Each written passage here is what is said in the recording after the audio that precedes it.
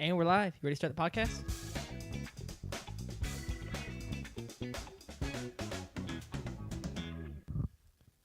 What is up, team? And welcome back to another episode of the Technical Foul Podcast. You're joined by the three of us today. I'm Jack Anderson. To my left is Sanders Oakley, and to my right is JP Pusilowski. How are we doing today, boys?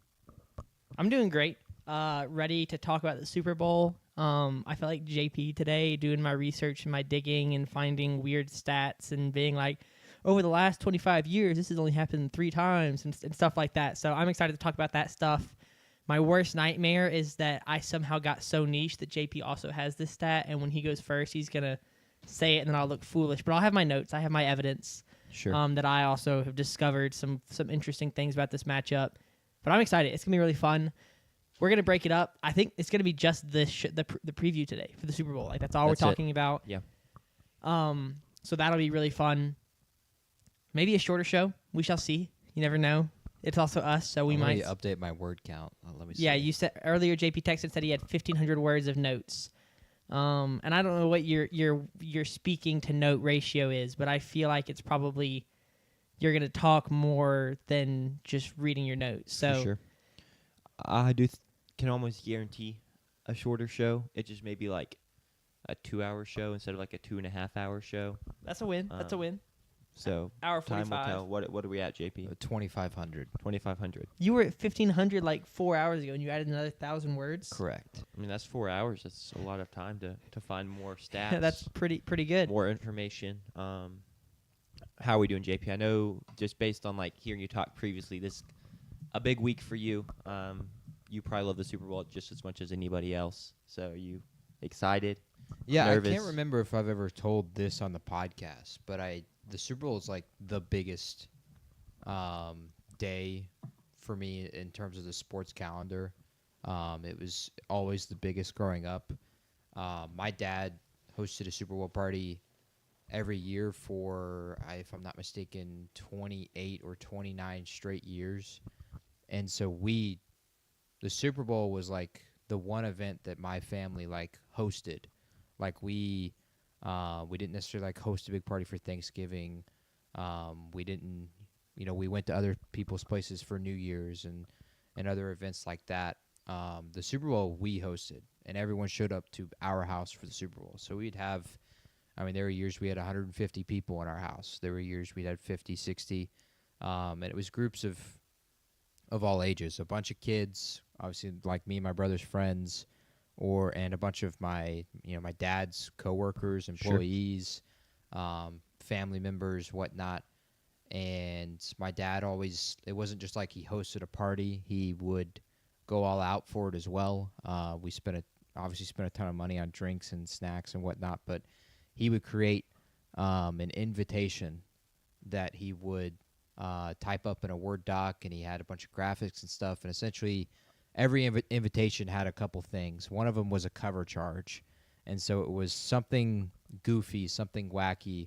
One year it'd be like bring a signed, autographed photo framed of Stone Cold Steve Austin, and it was multiple people did that. Not signed by Stone Cold. You could sign it with whatever signature you I was wanted. about to say It just had to that's be just like a signed. pretty rare Yeah. thing to have just laying around. But it had to be that. One year it would be like bring a small glass jar full of coins, and it would be something like that every year.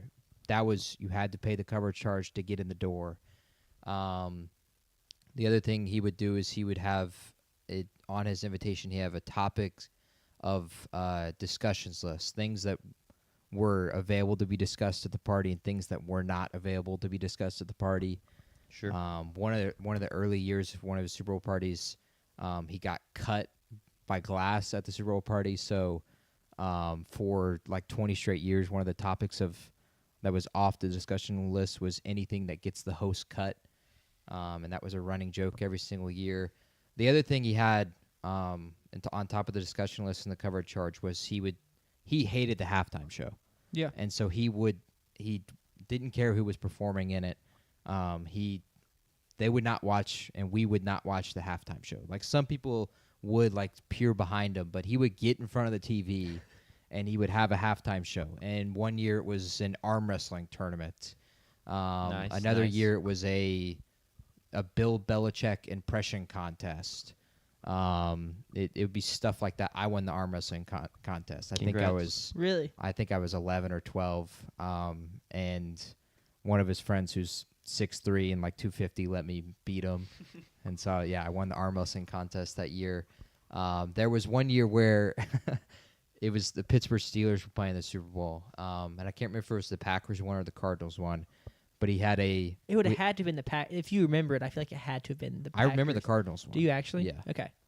So he had. I might have been the Packers one. Wasn't but that like 2008? Yeah, I remember it though. Okay. That was the first one I actually remember. Is that Super Bowl? We did a live Skype call of his buddy dressed as Troy Polamalu, and he like hyped it up like, oh, we're gonna have a halftime interview with Troy Polamalu, and it was his white friend who'd been his friend for a while, who was in a Steelers jersey and had a Troy Polamalu wig, Yep. and he was Skyping from in the basement down in my dad's office, but it was a live halftime Sure. interview. Hearing Skype is such a throwback in and of Yeah. itself. Yeah. Skype was Zoom before Zoom, so that he would do that every year, and because of that, nostalgia Super Bowl is unbelievably important to me. I'm trying to do the same thing he's doing, hosting a Super Bowl party. This will be my 4th year hosting a Super Bowl party here at State. This year's the cover charges $7.77. correct a Venmo payment of $7.77, and then it was you either have to bring a gallon of sweet tea or wear an article of clothing that has the entire United States flag visible. And the last one is bring a specific Starbucks container pod. That was one of the things I didn't mention. His Super Bowl parties had a theme, and the theme matched the cover charge. Yeah. This year's theme for my Super Bowl party is Boston Tea Party versus Seattle coffee culture. Gotcha. And that's That's how funny. that goes into the cover charge. This is my 4th year hosting. What was the theme last year? Because last year the cover charge was a picture of you in an airplane. Last year was Fly, Eagles, Fly, because we were Okay, not yeah. cheering for the Chiefs. Yeah. There was no Yeah. way. And so it was Fly. The theme off that was a picture of you in an airplane. Yeah, and some people brought like heavily photoshopped, like they Yes. just went into like their iPhone, editing app. We're just like, here's a photo of me at graduation, superimposed in an airplane. There's my cover charge. So Whatever works. It yeah, worked. it did Yeah. work. That'll get you in the door. But yeah, it has been because of that like super important to me. This game, this week, these 2 weeks. One of the things I've done every year is I've bet a stupid amount on stupid stuff. Yeah. About the game, and we'll talk about that later. What I have bets on this year. Last year it was like there was one we bet whether or not SZA would show cleavage Yeah. during the Super Bowl. 2 years ago, I bet whether or not Usher would take his shirt off and be shirtless. We hit on that Yep. because he ended up doing that. And then we had other goofy stuff as well, like national anthem and coin toss, but like who's going to be shown first, whether or not a player will cry. Chris Jones has played in the last 3 Super Bowls, and he Guaranteed cries. cry. Yeah, that's been a lock. We'll see who cries this I year. heard this year one of them is Cardi B over under, I believe 1.5 shown on television. Yes, that's a big one. And then the question becomes, does her potential guest appearance for the halftime show count towards appearances on TV? I don't know. I'd have to get into there's the some weeds debate of around that. that. There's some debate around that. I've heard about that before. If I bet the over and that didn't count, I'd be pretty frustrated. I'd Absolutely. be pretty upset because she was shown on TV. So Yeah. So screw you, Fox, if you don't, or sports books if you don't give that to me. Yep. It's not Fox. It's this year. Who is it? It's because it was Fox NBC. last year. NBC. Yeah. Come Yep. on, Jack. We're literally about to preview the game. You don't even know what channel it's on. I don't either. I just knew That's it why wasn't you Fox. just pull up to the party and it's already on. Yeah, I don't have to know what channel it is. Yeah, it'll But- be on NBC. Mike Tirico's calling his first Super Bowl, and then Chris Collinsworth is calling his 6th and his 5th Patriots Super Bowl. wow. Yeah. Interesting. Insane. Um, do you know how early in advance you figure out who's calling the Super Bowl? You figure out, the like coming into the next year, they promote it. So what I'm hearing is promote it if like Chris throughout the Collinsworth year. is calling a Super Bowl, you might as well just go in and bet on the Patriots to be there. I wish I knew that fact. Yeah. Because that probably would have been a good one. This year would have been tough to do it. Both teams were 60-1 to win the Super Bowl at the beginning of the season. New That's why England it's 60-1. good value. Great value, insane value. But I can't wait for the Super Bowl. What is y'all's favorite Super Bowl that you've ever seen? As a question for you guys to talk about your Super Bowl memories. I go first. I have a couple. Yeah. I always went to my friends, or normally went to my friends, the Ayers' house. They hosted Super Bowl party. Denver's win over Carolina. I enjoyed that one a lot. Mhm. Von Miller, Aggie Yep. legend, Gig'em, winning Super Bowl MVP. And then Malcolm Butler, interception on the goal line.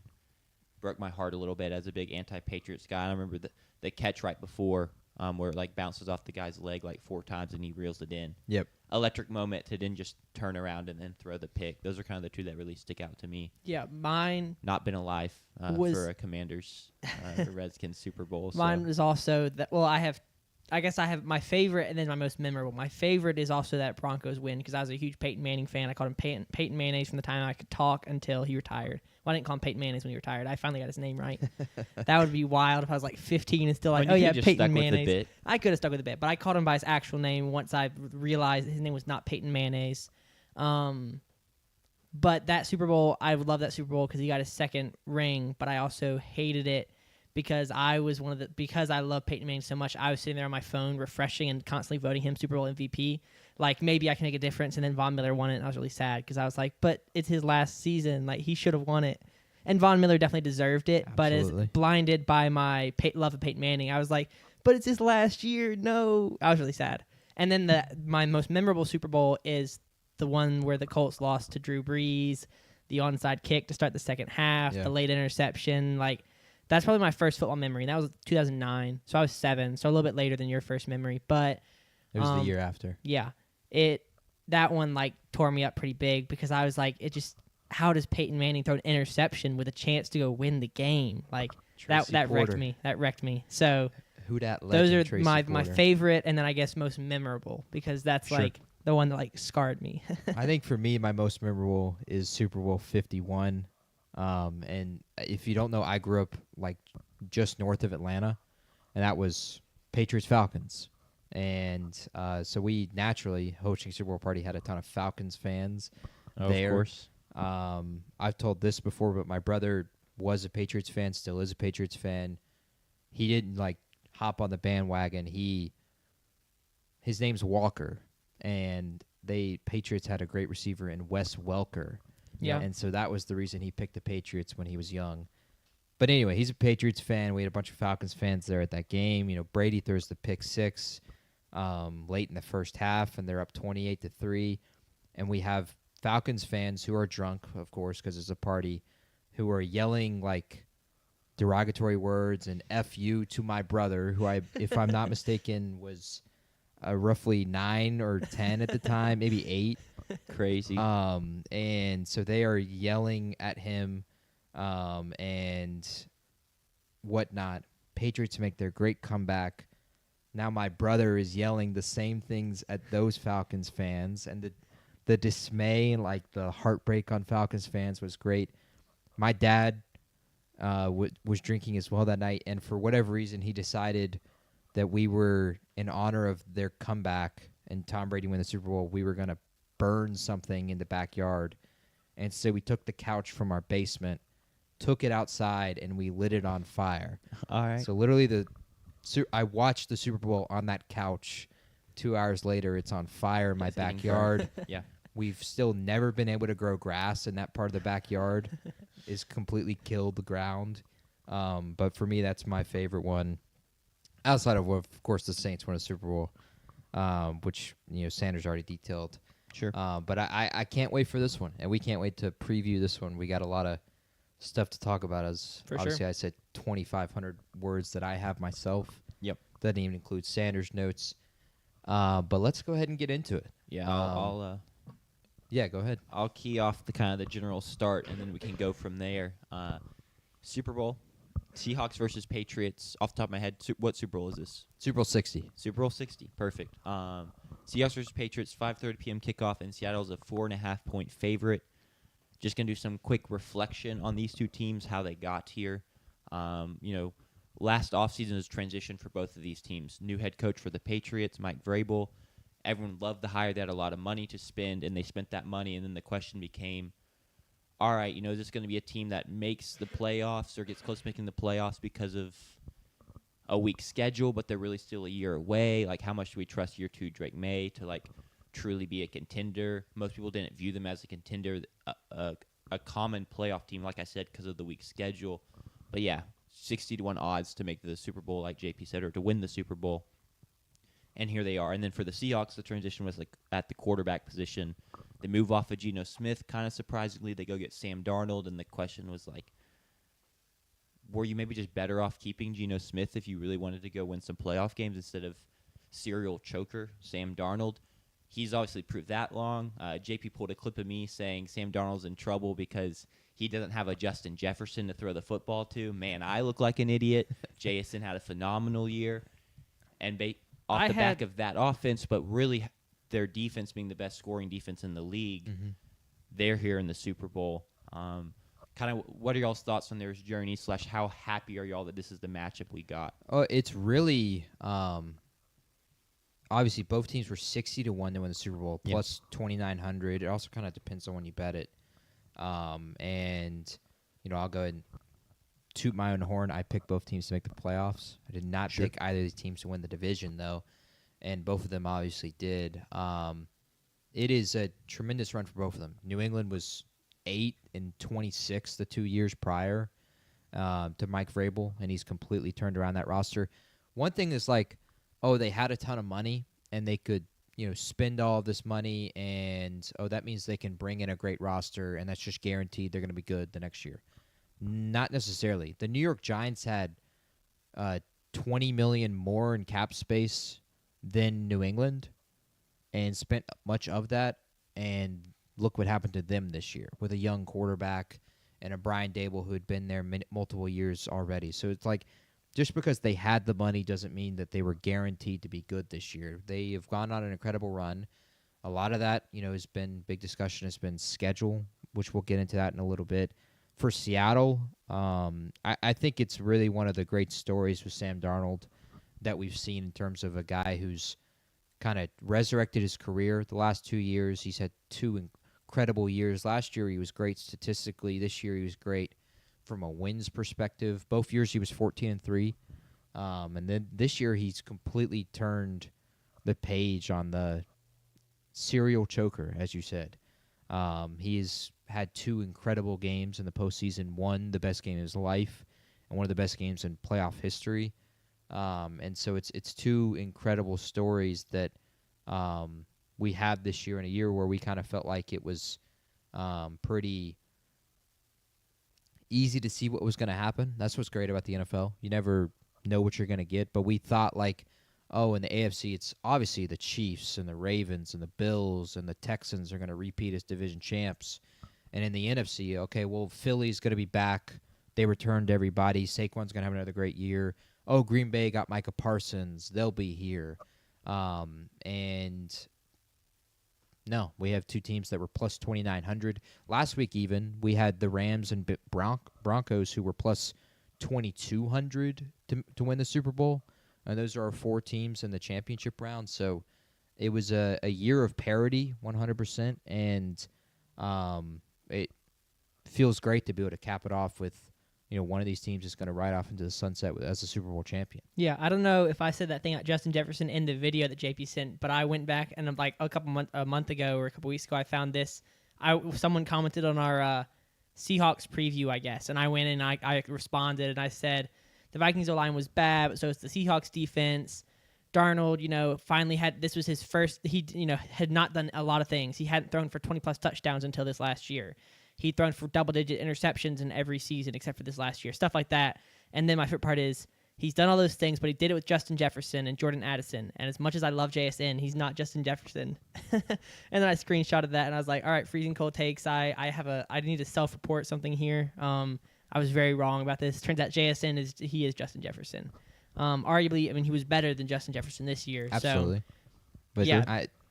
to Justin Jefferson's defense, he had 9, Yeah. and Max Brosmer as his quarterbacks this year. So A couple Carson Wentz weeks. oh yeah, correct? Carson Yeah. Wentz weeks. Yes, Those went really well. Yeah. So It is. I don't want to. Phenomenal what Sam Darnold has done. This past 2 seasons, he has had like tier 1 wide receiver, elite defense. Yeah. Which is like a pretty good place to be in terms of getting your career back on track, and he's taken full advantage of that. for sure. Do we want to go ahead and get into some of our big stuff that we want to talk about? Yeah, we get into some storylines. let's get into storylines. For me, like the Super Bowl is all about storylines, and that's the first thing I'll ever talk about when I talk about a Super Bowl and when I look back on a Super Bowl. Obviously, this is a rematch. Super Bowl 49, the last time these two teams played in a Super Bowl. In fact, it was they've only played 3 other times since that game. These two franchises, they've played once every 4 years since that game. Playing last year in a game where Geno Smith led a game-winning drive again, like he does in overtime, and Jason Myers kicked a field goal to win. But this is the first Super Bowl since, this is the rematch since Super Bowl 49. Do you guys remember who the halftime show was for Super Bowl 49? I do not. Me neither. Katy Perry. Oh, really? And the Left Shark, if you remember that meme. Mm-mm. Okay, you guys need to look at that meme. Okay. That was an iconic one. The Left Shark essentially created a social media account, and he got really famous for being the Left Shark, meaning the shark on the left of Katy Perry in the halftime show. That was one of the most iconic halftime shows of all time as well. That Super Bowl 49, just to like look at the storylines going into that game, and I went back and watched the entire game. One of the great if you have NFL Plus, they have every game since 2010. And so if there's games that you love, like you guys both love Super Bowl 50, go back and watch that game. You can watch the entire broadcast. They cut out the commercials. That's fire. And so I went back and watched Super Bowl 49, just like I had watched it from my house hosting the party back 11 years ago now. For the storylines of that game, New England, it was amongst the Deflategate event. 2 weeks prior was when they had played with deflated footballs in the AFC Championship game against the Indianapolis Colts, and the investigation was like super young in the investigation. It was the talk of the game 2 weeks leading up to the game, so much as Al Michaels at least 3 times during the broadcast alluded to the coming weeks after the Super Bowl as we'll see what happens, and it felt like it was in a very dire way, like anything could happen. Chris Collinsworth talked about an interview he had with Brady before that Super Bowl where he literally sat Tom Brady down and he said, I told Tom to look me in the eye and be completely honest with me. Could you in any way know that the balls were being deflated by the equipment staff? Brady responding, looking him in the eyes, saying, absolutely not. And so for New England, vacating wins, massive fines, suspensions were all on the table at the time, and yet they have to play in the Super Bowl 49. This is like, Patriots, if you think of their long dynasty, they hadn't won in a decade. Brady was looking for his first Super Bowl in a decade. He had 3 at the time, but he had lost 2 straight to the New York Giants in 2 devastating fashions, and he had lost his last 2 AFC championships, of course, prior to the AFC championship he won that year. So a loss would mean he would be 3-3 in Super Bowls instead of what he is now, which is 7-3. That's a drastic change. Any talk about like him being the GOAT compared to Joe Montana at the time was kind of thrown out the window. He was also 37. So it was really funny and crazy watching that game, rewatching it, and thinking to myself, oh yeah, this guy's still going to go win 4 more Super Bowls. Yeah. It's insane, the run that he went on after winning this Super Bowl. He was also the only player on that team that was a part of the last Super Bowl win, the one that was 10 years prior. And so this was the first win for Julian Edelman and Rob Ninkovich and Dante Hightower and Rob Gronkowski and Danny Amendola.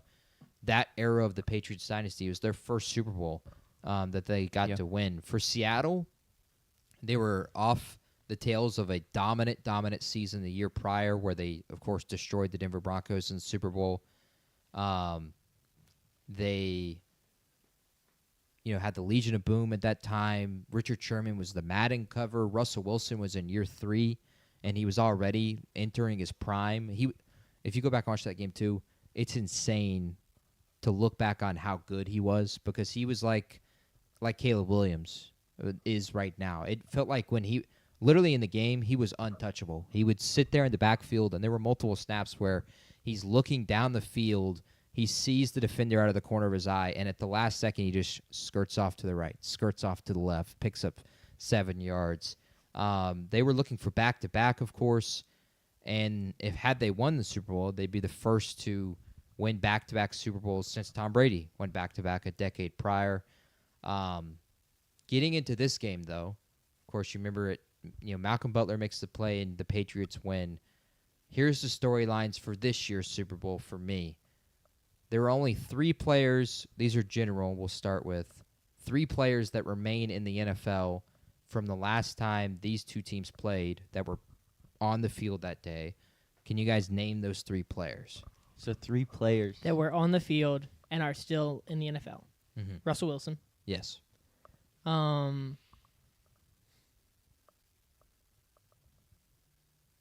have no idea. Other than that, Can I get a position for one Yes, of them? one of them plays linebacker, and one of them is a quarterback. Bobby Wagner. Bobby Wagner. Yep. oh yeah, Old as dirt. and then another quarterback besides Russell. Yes, and he was did not start a game this year, but he's a backup. Did not start He was again. on the Patriots. Is it Jimmy G? Correct. Jimmy Garoppolo. Well, did he technically take the field in this game? He was. I mean, he walked on the field to. All right, he was. I guess he was on the field. I guess he was on the field. We'll give it to him. Those are the only 3 players that remain in the NFL from the last time these two teams played in the Super Bowl that played that day. This is also the second Super Bowl played at Levi Stadium, the first since, of course, Super Bowl 50, which we've already talked about. Do you guys remember what the halftime show of that Super Bowl was? No. Nope. Yeah, it's one of the least memorable ones. It's Coldplay, featuring, yeah. of course, special guest of Beyonce and Bruno Mars. Insane, What a weird combo. matchup. Yeah. It was a really weird halftime show as well. It's going to be an interesting dynamic with this one. It was a halftime show that was essentially an all daylight too, so that you didn't have your kind of like dark light shows that you'll have at Super Bowl halftime shows like Kendrick Lamar had last year. I'm curious to see how that'll look this year with this game. For the specific teams, and we'll get into the New England Patriots first. New England is already the first team to make a Super Bowl a year removed from losing 13 or more games. We already talked about they were 8-26 the last 2 seasons. This will be their 12th Super Bowl appearance all time, meaning they will have gone to a Super Bowl 1 in every 5 seasons since the history of the Super Bowl. They also are the only Super Bowl team to go to a Super Bowl in 4 straight decades. With a win, New England would pass the Pittsburgh Steelers and stand alone with the most Super Bowls by any franchise. For players specifically, for people specifically, we'll start with Mike Vrabel. He's going to look to be the first person to win a Super Bowl as a player and a coach for the same franchise. And that's a coach of as a head coach, not just a coach of any position. It would also solidify him as one of the greatest coaches in the game right now. I think that's kind of the one thing that's not on his plate that a lot of these great coaches like Andy Reid have on his plate. For Drake May, the only Super Bowl he ever attended, which is a story you'll probably hear during the broadcast and a few more times this week, was Super Bowl 50. He was a Panthers fan growing up in Charlotte. He and his father drove to San Francisco, and he was just 13. Now he'll play in the same building at age 23, making him the second youngest quarterback to start in a Super Bowl ever. Only one who was younger, which was Dan Marino, who also made it in his second season. Dan I'm pretty sure, and I don't know if I have this correct, was a day younger than how old Drake May will be in this Super Bowl. So they're essentially the exact same age. I saw it as like a larger difference. I may have gotten that, but from it's the wrong close. calendar. It's very It's close. stupid close. They were both 23 at the time. Marino played down the road in Stanford Stadium in San Francisco. Marino also lost to an NFC West team. the San Francisco 49ers, who were 18-1 that year and led by Joe Montana. May, with the win, of course, would become the youngest quarterback to ever win a Super Bowl. And so this kind of gets to my first talking point with the storylines, and specifically with Drake May. Drake May could be the first of these young quarterbacks that we've seen for the past decade to pop in year 2 and then win the Super Bowl. And he would have this over everybody else, and that is himself. This year, he was second in MVP voting, and he made a Super Bowl. Last year, Jaden Daniels made the conference championship game. It was his rookie year, but a young quarterback. In 2023, Brock Purdy was fourth in MVP voting and made the Super Bowl, lost. C.J. Stroud in 2023, his rookie season, had the number 1 offense in the league, won a playoff game. In 2021, Burrow's second year, he made the Super Bowl and lost. In 2019, Lamar was the MVP. He was number 1 in touchdowns. He was the number 1 overall seed and lost at home in the first playoff game. And in 2018, Patrick Mahomes was the MVP. He had 50 total touchdowns. He was the 1 seed and made the conference championship game, ultimately losing to Tom Brady. That was in his second season. Drake May would be the first to win a Super Bowl of that bunch. So my question to y'all is, does Drake May being this good, this fast, surprise you at this point in his career? No, it doesn't. Largely because just of how I felt about him coming into the draft or coming out of UNC. I personally, I'm very happy with their choice. I was hoping the Commanders were going to take Drake May at 2 over Jaden Daniels at 2 because I was that high on Drake May, all the traits and whatnot. And then having him paired with Mike Vrabel is just kind of like a perfect matchup. Agreed. So, yeah, I don't think I'd sit here and be like he was going to finish top 2 in MVP voting sophomore year. Like, that's probably a little surprising. But for him to be legitimately great, that does not surprise me too much. Yeah, and I think Drake May's been really impressive, but I don't want this to kind of like overshadow the job that Mike Vrabel has done, because he's done a fantastic job. His time at Tennessee, he led them to the number 1 overall seed in the AFC. They end up losing, I think, their first game that year, and then gets fired, takes a year away from head coaching. But he was kind of in last year's, or 2 years ago, and also last year when he took the New England job, I feel like he was kind of like one of the top names that kept circulating around, but not circulated enough. And then he kind of lands at New England. It makes a lot of sense. And then he goes on to lead them to this really great run, 9-0 on the road, I think, at this point. So while Drake May has been really good, I think he kind of got lucky and kind of fell into the hands of who could turn out to be a really, really great NFL coach. And he's still a young guy. So, I don't see he got lucky, but I think that the stars kind of aligned that Vrabel got his guy and May got his coach that he needed. Almost kind of like a Tom Brady, Bill Belichick stars aligning scenario where... Same with Mahomes and Andy Reid. Exactly. Is an example of that, where it's part of the game, is being put in the right position. Johnny Manziel was going to be the greatest quarterback of all time, but sadly the Browns drafted him. Yeah. It's not his fault that he didn't study film. It's the Browns' fault. Yes, correct. Joking, of course, but Drake May was put in a great spot. I will say, though, he has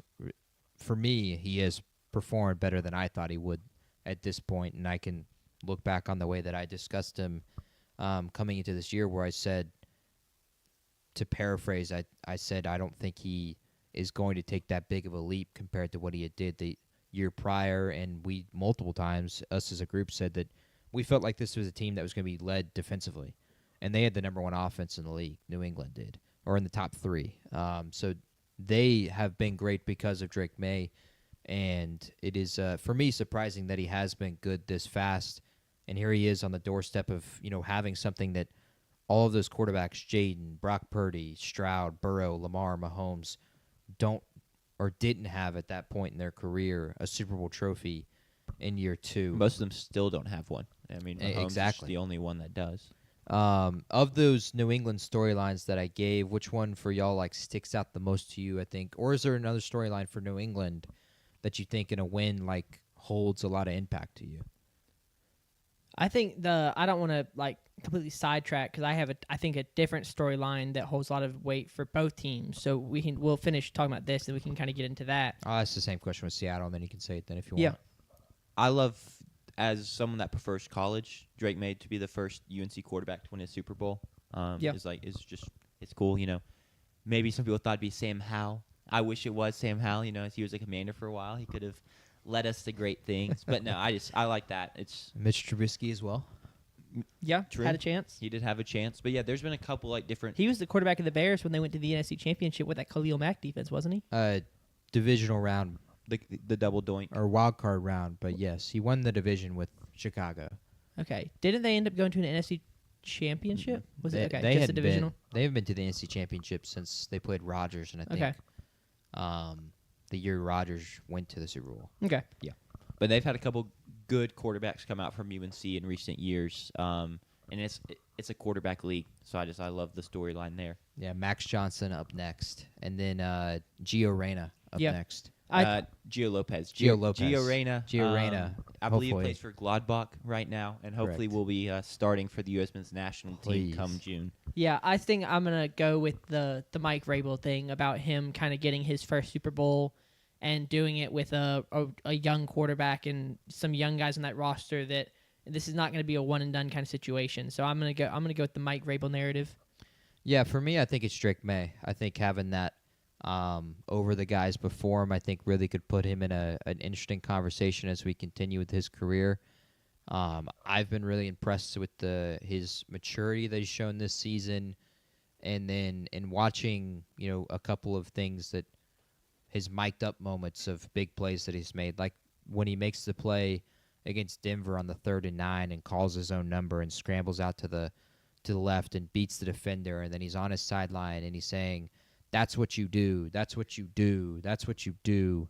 And then his leadership in the huddle, I think it's really been shocking to see, but it's the making of a quarterback that could potentially become one of the greats of all time, and we're only seeing him in year 2. For Seattle, there's a couple storylines as well. This is the 10th Super Bowl rematch of all time. The winner of the first meeting is 6-3 all time in the second meeting. So Seattle will look to make it back-to-back revenge wins for the NFC in the Super Bowl after Philly won the revenge rematch against Kansas City last year. Sam Darnold, a couple storylines for him. I think he's maybe the biggest storyline of the entire game. He's on his 5th team in 6 years, was, of course, drafted by the Jets, played for Carolina, was a backup for San Francisco, won 14 games last year for Minnesota, and then this year with Seattle. He would be the first quarterback in NFL history to win a Super Bowl after playing for at least 5 teams. Only 2 other quarterbacks have played in Super Bowl on their 5th team or more teams. He's 30-7 his last 2 seasons as a quarterback, and he will look to be the first player of the historic 2018 draft class to win a Super Bowl. Baker, of course, Josh Rosen, and then Josh Allen and Lamar Imagine Jackson. someone telling you that 18 months ago, before the Vikings' fantastic season he had, Yeah. where he kind of showed that he deserves another real chance, or kind of got his real chance taking over for injured J.J. McCarthy. Imagine someone telling you, yeah, Josh Allen, Baker Mayfield, Lamar Jackson, all these guys playing in their prime right now. Sam Darnold, the expected backup for the Vikings, might be the first one to win a Super Bowl. He will be the first one. To spoil my prediction for later, but That's crazy. We just spoiled something that's coming 45 minutes from now. Nah. maybe more longer than then. We'll see. Other storylines for Darnold. He's also the first USC quarterback to reach a Super Bowl. 26 Trojan quarterbacks have been drafted all time, including 3 Heisman winners and Carson Palmer, Matt Leinart, and Caleb Williams. None of them have ever played in a Super Bowl. Of course, Caleb is only in year 2, so give him some time. A win for Darnold, and I think this is a narrative we can talk about. We've already talked about it a little bit before. It kind of changes the lives of a lot of people that were given up on, and specifically in the NFL. But you need to be specific for me on which people, because I do think it's specific to the scenario that he's in.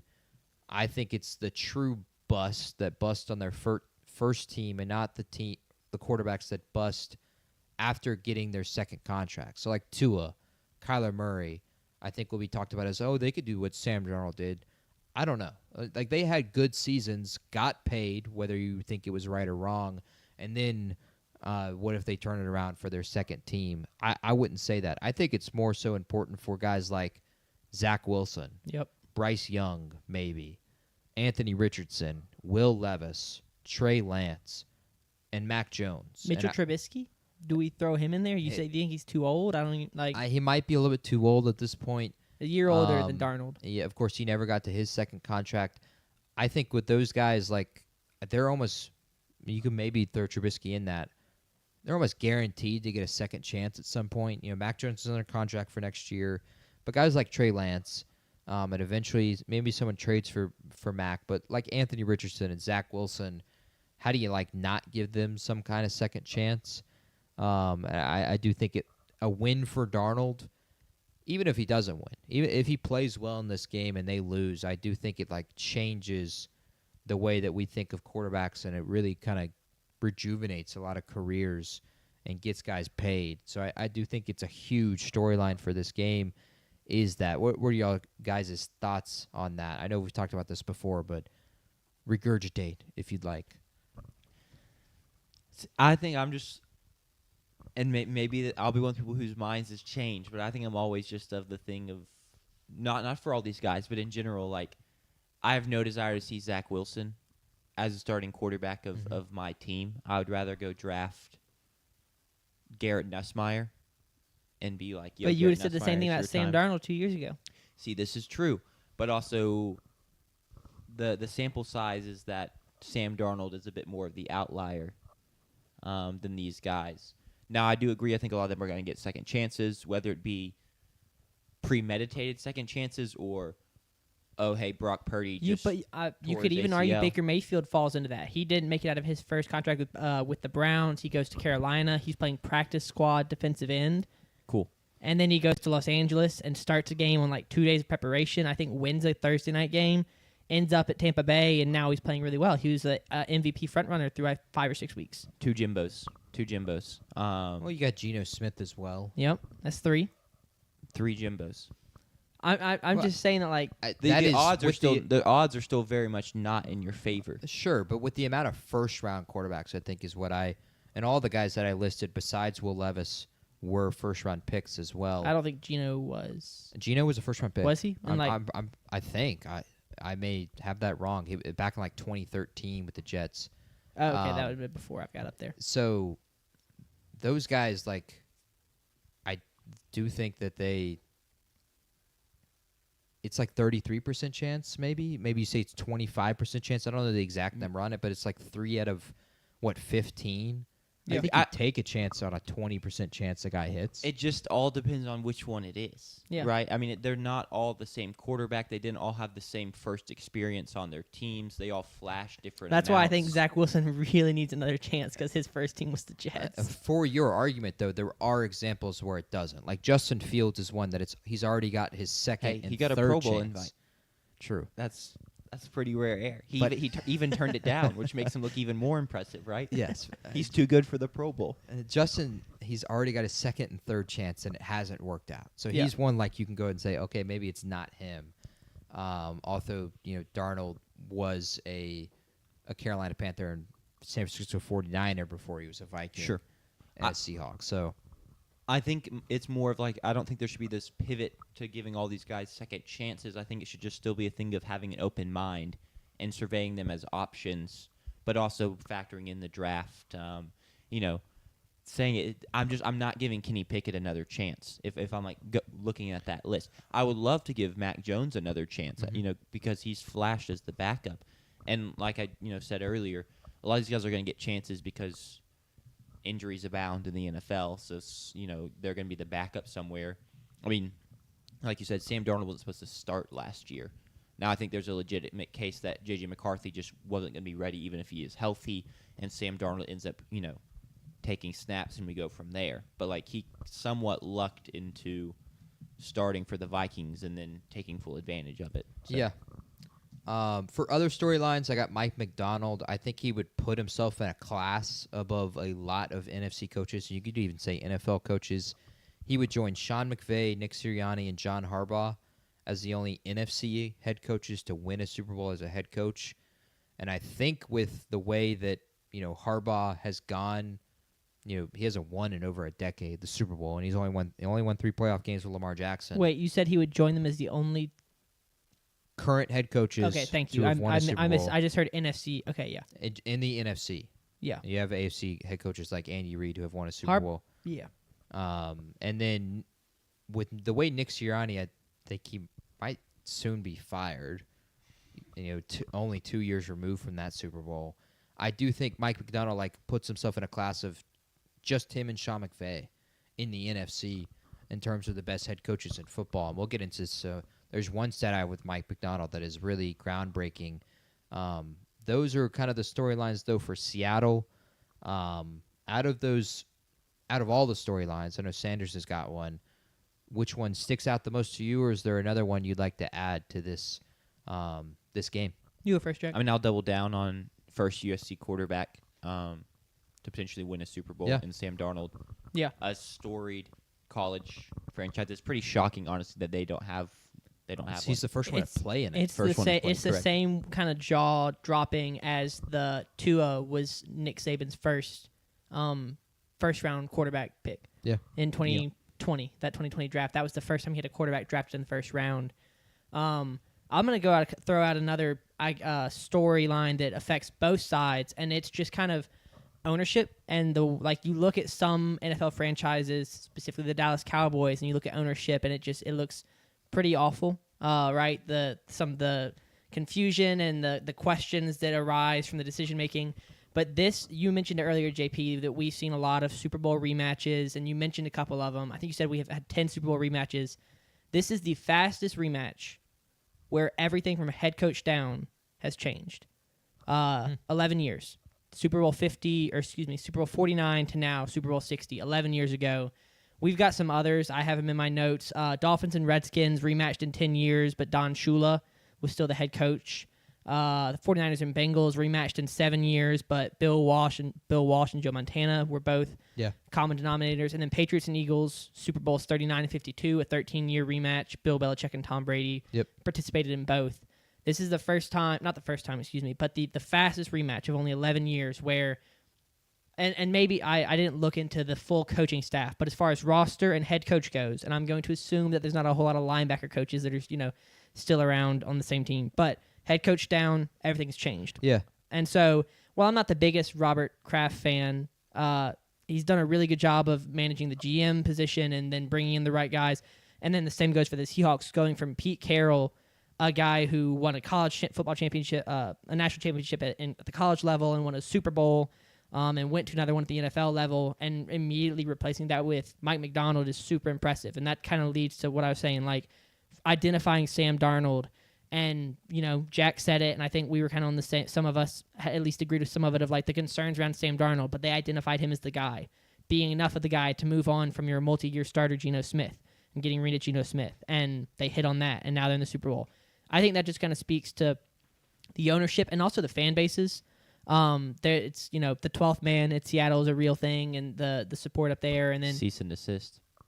Yeah, okay. We can get into that. You and your A&M, your 12th man, y'all can agree to disagree on where it started. But I think those are kind of the biggest storyline for me, is the fact that this is the fastest rematch we've had where everything has changed. I love that one. The one thing that hasn't changed is Josh McDaniels, offensive coordinator, is still one, but the head coach, quarterback have changed. I think the GM spot, and the owner to Kraft and Seattle and their group as well, it speaks to what is a reoccurring thing every single year in the NFL, and that is hiring a new head coach. There were 10 new head coaches coming for this coming season. You go out there and you finding the right guy, finding Mike Vrabel, finding Mike McDonald, and of course, Mike Vrabel had success prior, but Mike McDonald hadn't been a head coach before. He was just a defensive coordinator for the Ravens, and you find these guys, and they have very early on already put success in that locker room. I think it speaks to how difficult that can be, and how important it has to have good ownership and good GMs to pick those guys. Exactly. Because you can have a situation, I know he gets pooped on every 5 seconds he's talked about, but Joe Shane, the Giants GM, rightfully so, deserves to get pooped on because he's made stupid decisions, didn't find the right guy in Brian Daboll, and paid Daniel Jones instead of paying Saquon Barkley. Those kinds of moves can hinder your franchise. They can't find the right guy in Cleveland, and they can't get out of their own way by telling prospective head coaches, oh, this guy has to stay. Like, this coordinator, this DC, this OC has to stay. They can't get out of their own way. And so they identify, oh, this could be the guy, but then they just put their foot in their mouth and they mess that up. And that's something the Seahawks and the Patriots haven't done, right? They found their guy and they did what it took to get him there, and then did what it take to get him what he wanted, the weapons he wanted, the quarterback and Drake May and Sam Darnold, the defensive talent that I'm sure Mike McDonald wanted in the cornerback room, and you bring in DeMarcus Lawrence in free agency.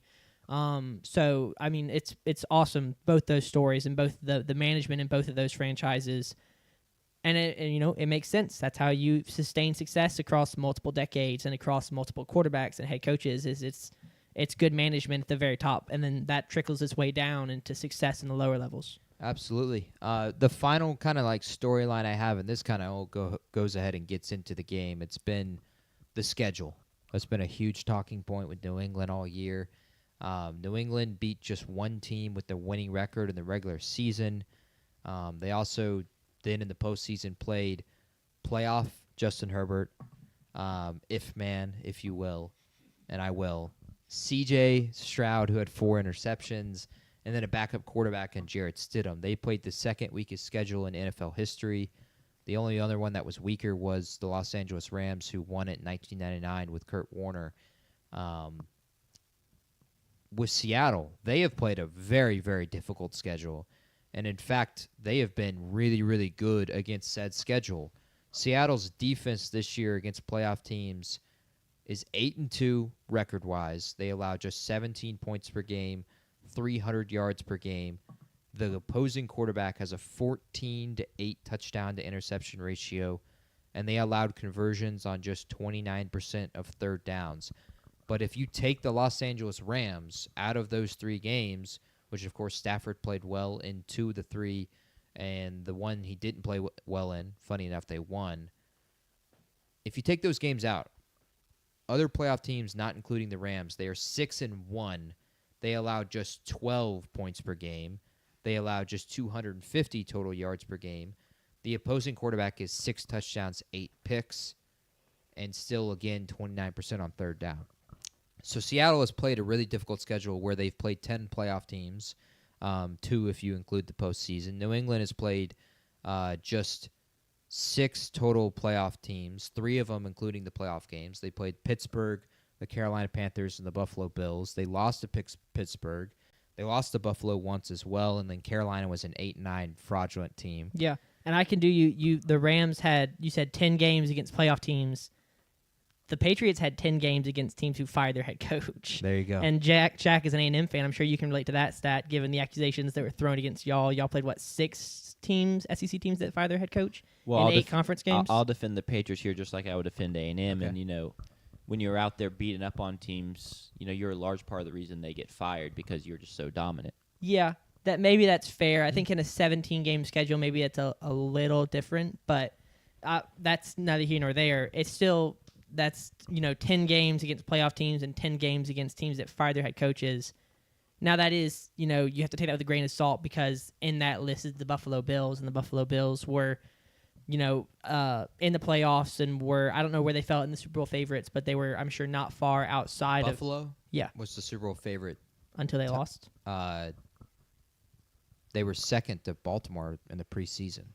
They were the 2 Super Bowl favorites, and then they were the Super Bowl favorite a couple times this year. Yeah. So that is, and also in the defense of the New England Patriots. And I have been vocal about my questions about the New England Patriots, and I'm not going to get into, fully what I have decided there, but I'm just throwing that out there. That's something to consider. It's another part of we talk about their schedule. That's another aspect of their schedule that you have to, whether you believe it matters or not, whether you believe it changes the fact that they went 9-0 on the road or the fact that they went 14-3, like that's just the reality.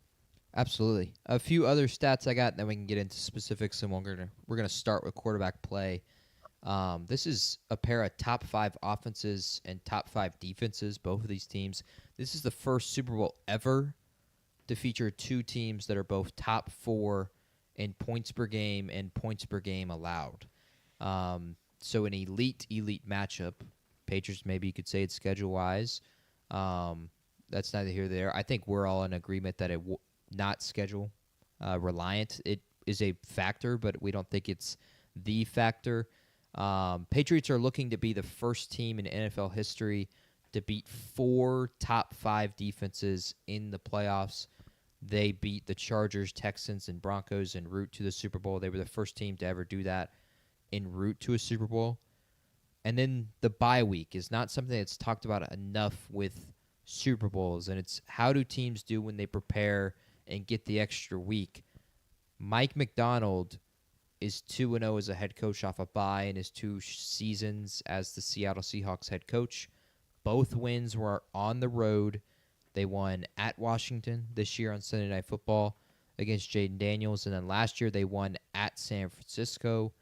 Mike Vrabel is 0-1 off a bye with New England. This year a loss at home versus Buffalo, but he was 6-0 off a bye with Tennessee as the head coach.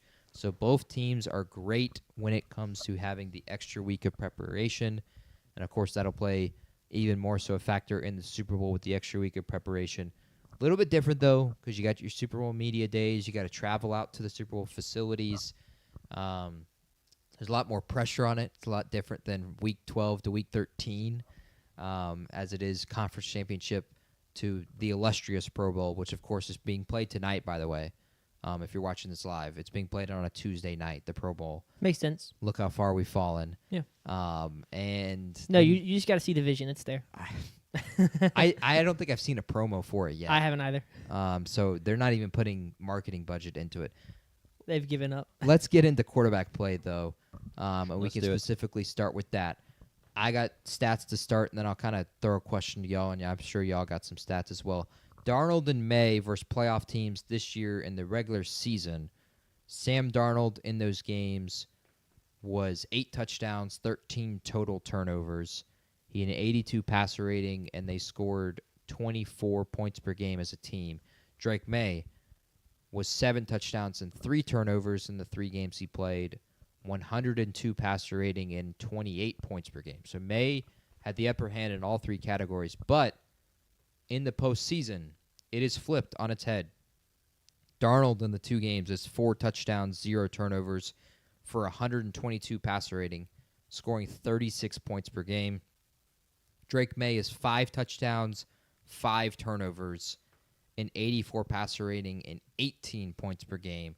So my question to y'all is, who do you guys expect to play better in this game? Or do you think the question should be switched to, who do you expect to play worse in this game? Because both of these defenses deserve that kind of credit where they can really shut down these 2 quarterbacks. It's a tough question. I think I expect Sam Darnold to play better. But I don't expect Sam Darnold to, play great. I just think the defenses are going to set the tone in this game. Yeah. And based on what I've seen from Drake May in the playoffs, and he claims his shoulder's feeling better, but that's still a concern. And we were talking about it at Intramural Basketball last night. This is his first full season as a starter in the NFL. He's just played a lot of games, and it being his first year doing that, is maybe this postseason slide a little due to fatigue on his part, and just struggling to be fresh and play while not fresh, because realistically no quarterback's fresh at this point. But I think it's really going to come down to which quarterback can limit turnovers, because talking about how good the defenses are, we've talked on this podcast about Sam Darnold's late game turnovers, the couple he's had this year in key moments, both picks and fumbles. He's thrown 14 picks this year. Then Drake May's been turnover prone recently in big games and doesn't seem too remorseful about it. It's kind of that's just the risk I run. So I could see a couple more turnovers on his plate or coming up for him in the Super Bowl. So that's kind of what I'm looking at. But I think I'm going to say somehow, some way, Sam Darnold plays better. Yeah, I 100% agree with that. I was listening to Bill Simmons this morning, and they asked, he was making the point, well, Sam Darnold was bad at the Jets, and then he didn't get the starting job at Carolina, and he didn't get the starting job with the 49ers, and then he had one good season and fell apart at the Vikings, and now he had a good season, and you got one good playoff game, and that's enough? And he was like, I don't think that's enough. I disagree. I think it is enough. I feel like Sam Darnold's career started off very rough. He played for the Jets. Not a lot of players go there and don't start their career in a rough manner. And since then, his career trajectory has just kind of been up on the upward trend, right? Last year at the Vikings, he has a good regular season and then kind of collapses down the stretch. But in his defense, that's the first time he's ever been in that situation with a number 1 seed on the line. And that's the first time I believe he'd been in the playoffs as a quarterback. Correct. And, yeah, he kind of collapsed under the pressure. This year, he's been there before. He's done that before. He goes into a similar situation against the 49ers or the Rams, towards the end of the season. They're battling out for the NFC West, and he does not collapse. He's able to still put together good games. And then in the playoffs, he doesn't have a great game in that wild card, the divisional. But then in the NFC Championship, he does. He has a fantastic game in the NFC Championship. And so I feel like Sam Darnold's career trajectory has continued to go up. And I don't really see any reason to expect him to just plummet back to earth because he's shown development, right, through his time at Minnesota and now here at Seattle. And then so that's why, last year he was 5th in passing yards and 5th in passing touchdowns. This year he's 5th in passing yards again, 9th in touchdowns. I think that he's kind of figured it out.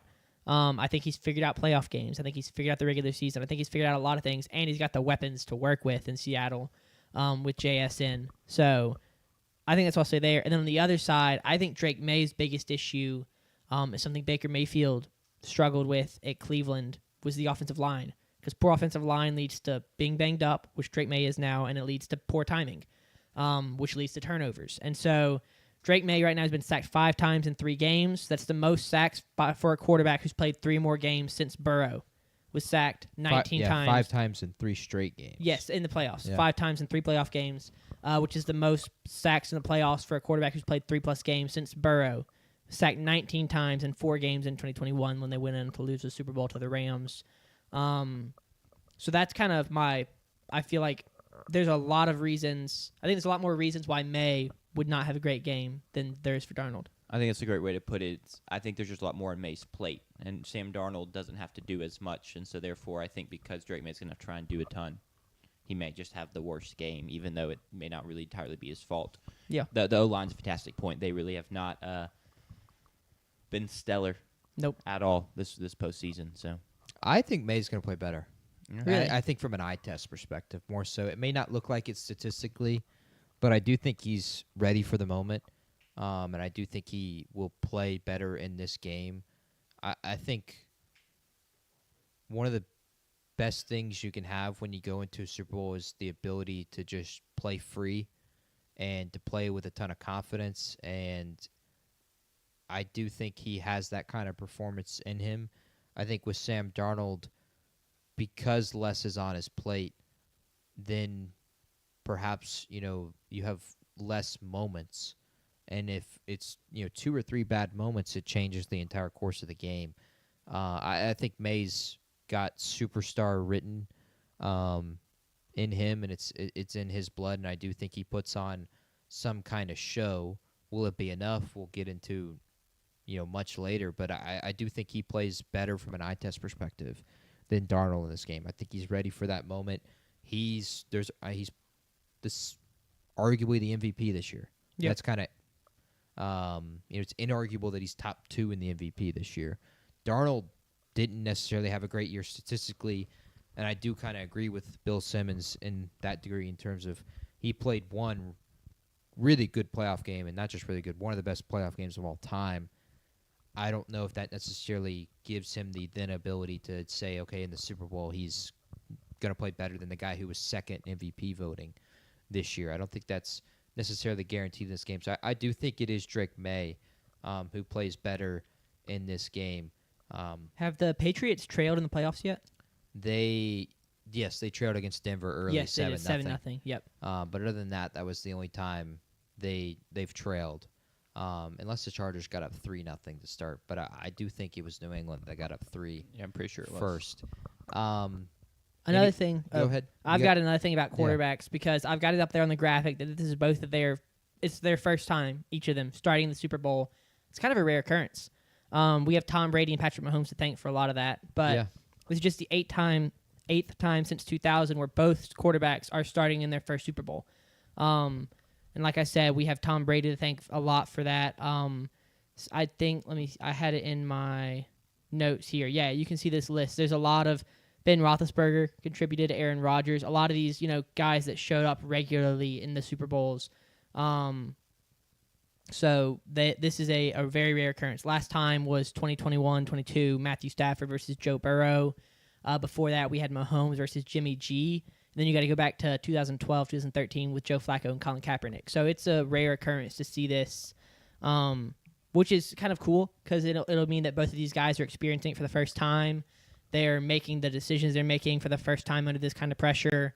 The national anthem, we talked about it, and we'll talk about it in the best bets, crying. Like, a lot of the guys on both of these rosters, as a matter of fact, I'm not going to confidently say all, but There's only 7. 7. There's 5 on New England, and then there's 2 with Seattle that have ever played in a Super Bowl. Yeah, I so don't remember their names off the top of my head. a lot of guys experiencing for the first time. So that's going to be really cool, and I can't wait for that. But that'll be something to keep your eye on. And like I said, Sam Darnold having more experience, being in the league for 5 or 6 more years, 2018 as opposed to 2024. I think gives him a little bit leg up, and that leans into why I expect him to have a better game. Yeah, sure. Man, that Joe Flacco Kaepernick Super Bowl brought up a memory, which I can't not tell. So that year I was in 4th grade, and my 4th grade teacher, we did a thing at the beginning of the playoffs, and everybody got to pick a playoff team.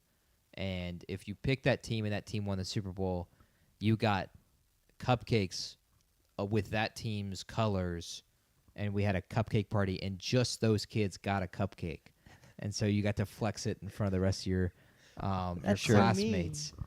I picked the San Francisco 49ers to win the Super Bowl that year when the postseason started. And one of my best friends, Josh, picked the Ravens. And I remember crying after the Niners lost that Super Bowl after the game while the confetti's flying because my best friend was going to get a cupcake and I wasn't. Yeah, that day. hurts. That is tough. Yeah, Peyton Manning versus Rex Grossman. I mean, who doesn't remember that? 2006. I was 4.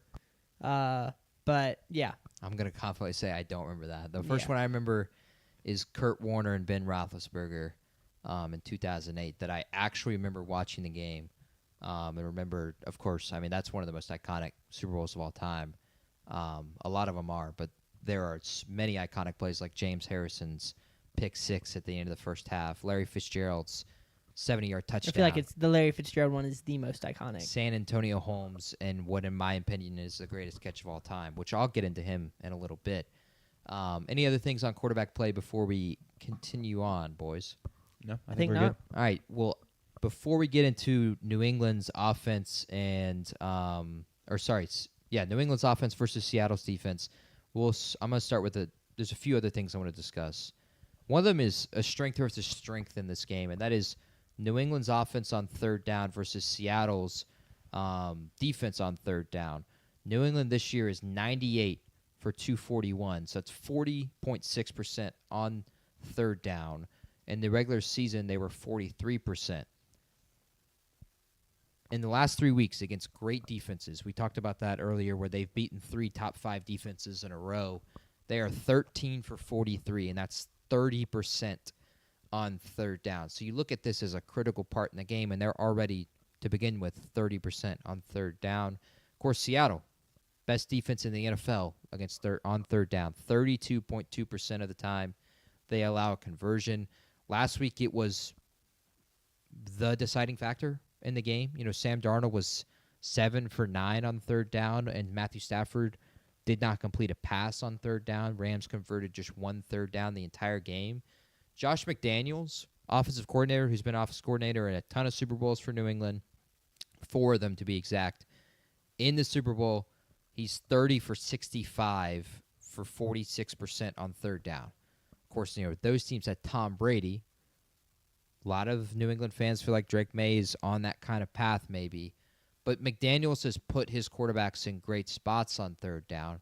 And I do think like this potentially plays a huge factor in the game is how able is New England to stay on the field. Can they convert on 3rd down when they get in those critical situations? Another one is special teams, and both these teams have really, really good special teams. Seattle, of course, is really the one you probably know better. They've been great all year, and then with the addition of Rashid Shaheed at the trade deadline, they were elite. Shaheed had 2 returns for a touchdown this season, including, of course, the opener in the divisional round, which was the game winner, it turned out, against the San Francisco 49ers. He's someone like you. I guarantee the Pats are going to kick away from him as much as they can. Maybe even opt for kicking for touchbacks in this game, which, of course, would then bring the football out to the 35 instead of wherever Shaheed returns it. Seattle, of course, recovered a muffed punt last week in the AFC Championship game, which turned out to be a touchdown the next play. And then they're kicking. Jason Myers this year had 8 games where he made 3 or more field goals. So maybe look at that as a potential prop bet. Jason Myers field goals made, including a win this year where they beat Phillip Rivers in his first start with Indianapolis, where he scored all 18 of Seattle's points, made 6 field goals in that game. He has a long this year of 57. Jason Myers, if you remember, kicked a 62-yarder against the Rams to beat him, but it wasn't a very good kick. He's not a guy who's got a strong leg. He's just an accurate kicker. He also does smelling salts before he goes out to kick every single time. Respect. So look for that on the broadcast. I couldn't find a bet on that, of course, mainly because it's a guarantee. I doubt there's a line that's available. For New England, special teams-wise, they have an all-pro punt returner in Marcus Jones, who, again, Seattle's likely going to punt away from him. Travion Henderson, if he gets the hands on the ball, had in his first preseason game a kickoff return for a touchdown, and was great at Ohio State as well. And then their kicker, Andy Borregales, was 4 for 4 from 50-plus this year. That's if you exclude the kick at the end of the first half against Denver, which was a 62-yarder. He had the leg, but missed it left. It was a bullet. Not a lot of accuracy to that. So he's a kicker who is accurate as well, but not a big leg. So don't expect, like, with kicking, how much we've gotten to, kickers, 65 is the new 55. Sure. Not necessarily with these two guys. They're more so accurate guys, but really it is Shaheed and Marcus Jones that could make an impact in this game. A game we just talked about a second ago, Joe Flacco, Colin Kaepernick, Jacoby Jones returns a touchdown in that game. Special teams can make huge impacts in games, and of course in the Super Bowl as well. But now let's get into the New England offense versus the Seattle defense. The Seattle defense, coined as the dark side by Leonard Williams, it's been compared to the Legion of Boom all year, and for good reason. They are top 5 in essentially every single category you can think of, but there are things where they are susceptible. Seattle this year is 29th in receiving yards versus tight ends. They are 31st in 20-yard catches that they give up to tight ends, so look for Hunter Henry to be a potential factor in this game. They also have been bad against receiving running backs, which is surprising considering how good they are at tackling after the catch. They've given up the most receptions to receiving running backs, 24th in receiving yards, and 14th in receiving touchdowns. Seattle is excellent, however, against running backs when they do what their name is, which is run. They did not allow a single 100-yard rusher this season. They gave up just 91 rushing yards per game, and they're facing a New England offense that ran for 128 per game, which was top 5. New England had a lot of explosive runs this year as well. You think of like Travion Henderson, all of his explosive touchdown runs, but Ramondre had a few as well. And Seattle is just 10th in the league in terms of allowing runs over 20 and 40 yards. Do you guys see this as the running back room, Ramondre, Travion Henderson, do you guys see this as a strength that will outdo Seattle's defense, or you think Seattle's defense shuts those two guys down? I think it shuts them down. I think Seattle's got it. And even really these past couple weeks, it's become more just Ramondre Stevenson. And, like, Trevin Henderson's the guy that's like, okay, Ramondre needs a break. So now we're going to put Henderson in, less so of, like, we want to put Henderson in because Henderson is, like, this decided advantage. I do think Ramondre's been running the ball well, but I think even you said they're not going to put a 100-yard rusher. Like, I think I take the Seattle defense to shut down just about any running backs they were playing. Yeah. And the tight end thing doesn't even concern me too much because I feel like, I mean, I'd have to go back and contextualize a little bit, but my suspicion would be that They played a lot of great tight ends. they played a lot of great tight ends, they played a lot of great wide receivers and shut them down, which meant that you had to go to your check down, right? So Yep. you play Puka Nakua and Devontae Adams. If you shut them down, well, Matthew Stafford, you can't cover both of them and Tyler Higbee. So he's going to hit Tyler Higbee, but he's going to hit Tyler Higbee for 8 yards as opposed to Devontae for 35. Their division was by far the best tight end division in football. Oh, yeah, with for George sure. Kittle and Jake Tonjes, Trey McBride. And then with Los Angeles and their 13 personnel that they ran so much this year. Seattle was great at tight end too with A.J. Barner and Elijah Arroyo. They also had to play Brock Bowers. Or They had to play Pittsburgh, and not their Brock Bowers, but Pittsburgh was what I was thinking of. yeah, With their tight end group. Brock Bowers was preseason. Um, That's why it popped up. Tyler Warren Yeah, with Indianapolis, who he did not have a good day against them. It's something to look at. I think the touchdowns thing is interesting. So, like, those of you who may be thinking, oh, Hunter Henry, anytime touchdown bet, they allowed the least touchdowns to tight ends this year. And they were great in touchdowns against everything. But tight ends specifically, they're number one. It is something I would be kind of concerned with. When you just look at New England's numbers, it looks like, oh, Hunter Henry, if I'm not mistaken, he had 7 or 6 receiving touchdowns. That's kind of the layup pick, it feels like. He's going to go to the safety valve. Drake May is, but Seattle's been great against it. So I would kind of lean against that. I will say, though, I'm a complete hypocrite because I've already bet Hunter Henry to score a touchdown in this game. yeah. I think that is it will be an interesting thing to watch. 7 receiving touchdowns Henry had this season. Okay. Because you know, they had, like you said, the NFC West was a fantastic tight end conference. This is one of the, in my opinion, not the greatest wide receiver room. Stephon Diggs and Matt Collins. You know, Matt Collins, I believe, is coming back from an injury, right? He was injured for a lot of this season. So they're not Puka Nakua and Devontae Adams. And Stephon Diggs, while he's had a better career than we maybe, he's not as young as Marvin Harrison Jr. Like, there's just, I think, a lot of question marks, and they've proven themselves, but they've done it against good defenses, but this is just another challenge, and it's hard for me to confidently. I know that they've done it, like you said. This is their 4th top 5 defense they've played. It will be, yes, in the playoffs. It still is just hard to be like, yeah, well, I know they beat 3. They can do it again. Like, Yeah. that's so hard to a pill to swallow. If there's anything they have the kind of a mismatch against Seattle, was the tight ends statistically, receiving running backs for whatever reason, and then the other one is deep balls. May completed 35 completions downfield, 20 or more yards this season, which was second behind Matthew Stafford. Seattle was 18th in the NFL in passes allowed 40 or more yards down the field. But they were top 4 in every other receiving stat, including allowing passes 20 or more down the field. So specifically 40 or more down the field, and you think of guys like Kayshon Boutte and these kinds of scenarios, do they have that kind of mismatch where they can hit guys over the top? If someone were to get past Devon Witherspoon and Tariq Woolen, who are 2 of the fastest corners in the NFL, but you think of maybe a third guy. If they are guarding Stephon Diggs and Matt Collins, and now it's Kayshon Boutte in a spot, maybe that's a spot where Drake May can find some success and hit 1 or 2 deep balls that can really impact the game. And we have his numbers up here. He was elite this year when it comes to throwing the football down the field. 9 touchdowns, 1 pick.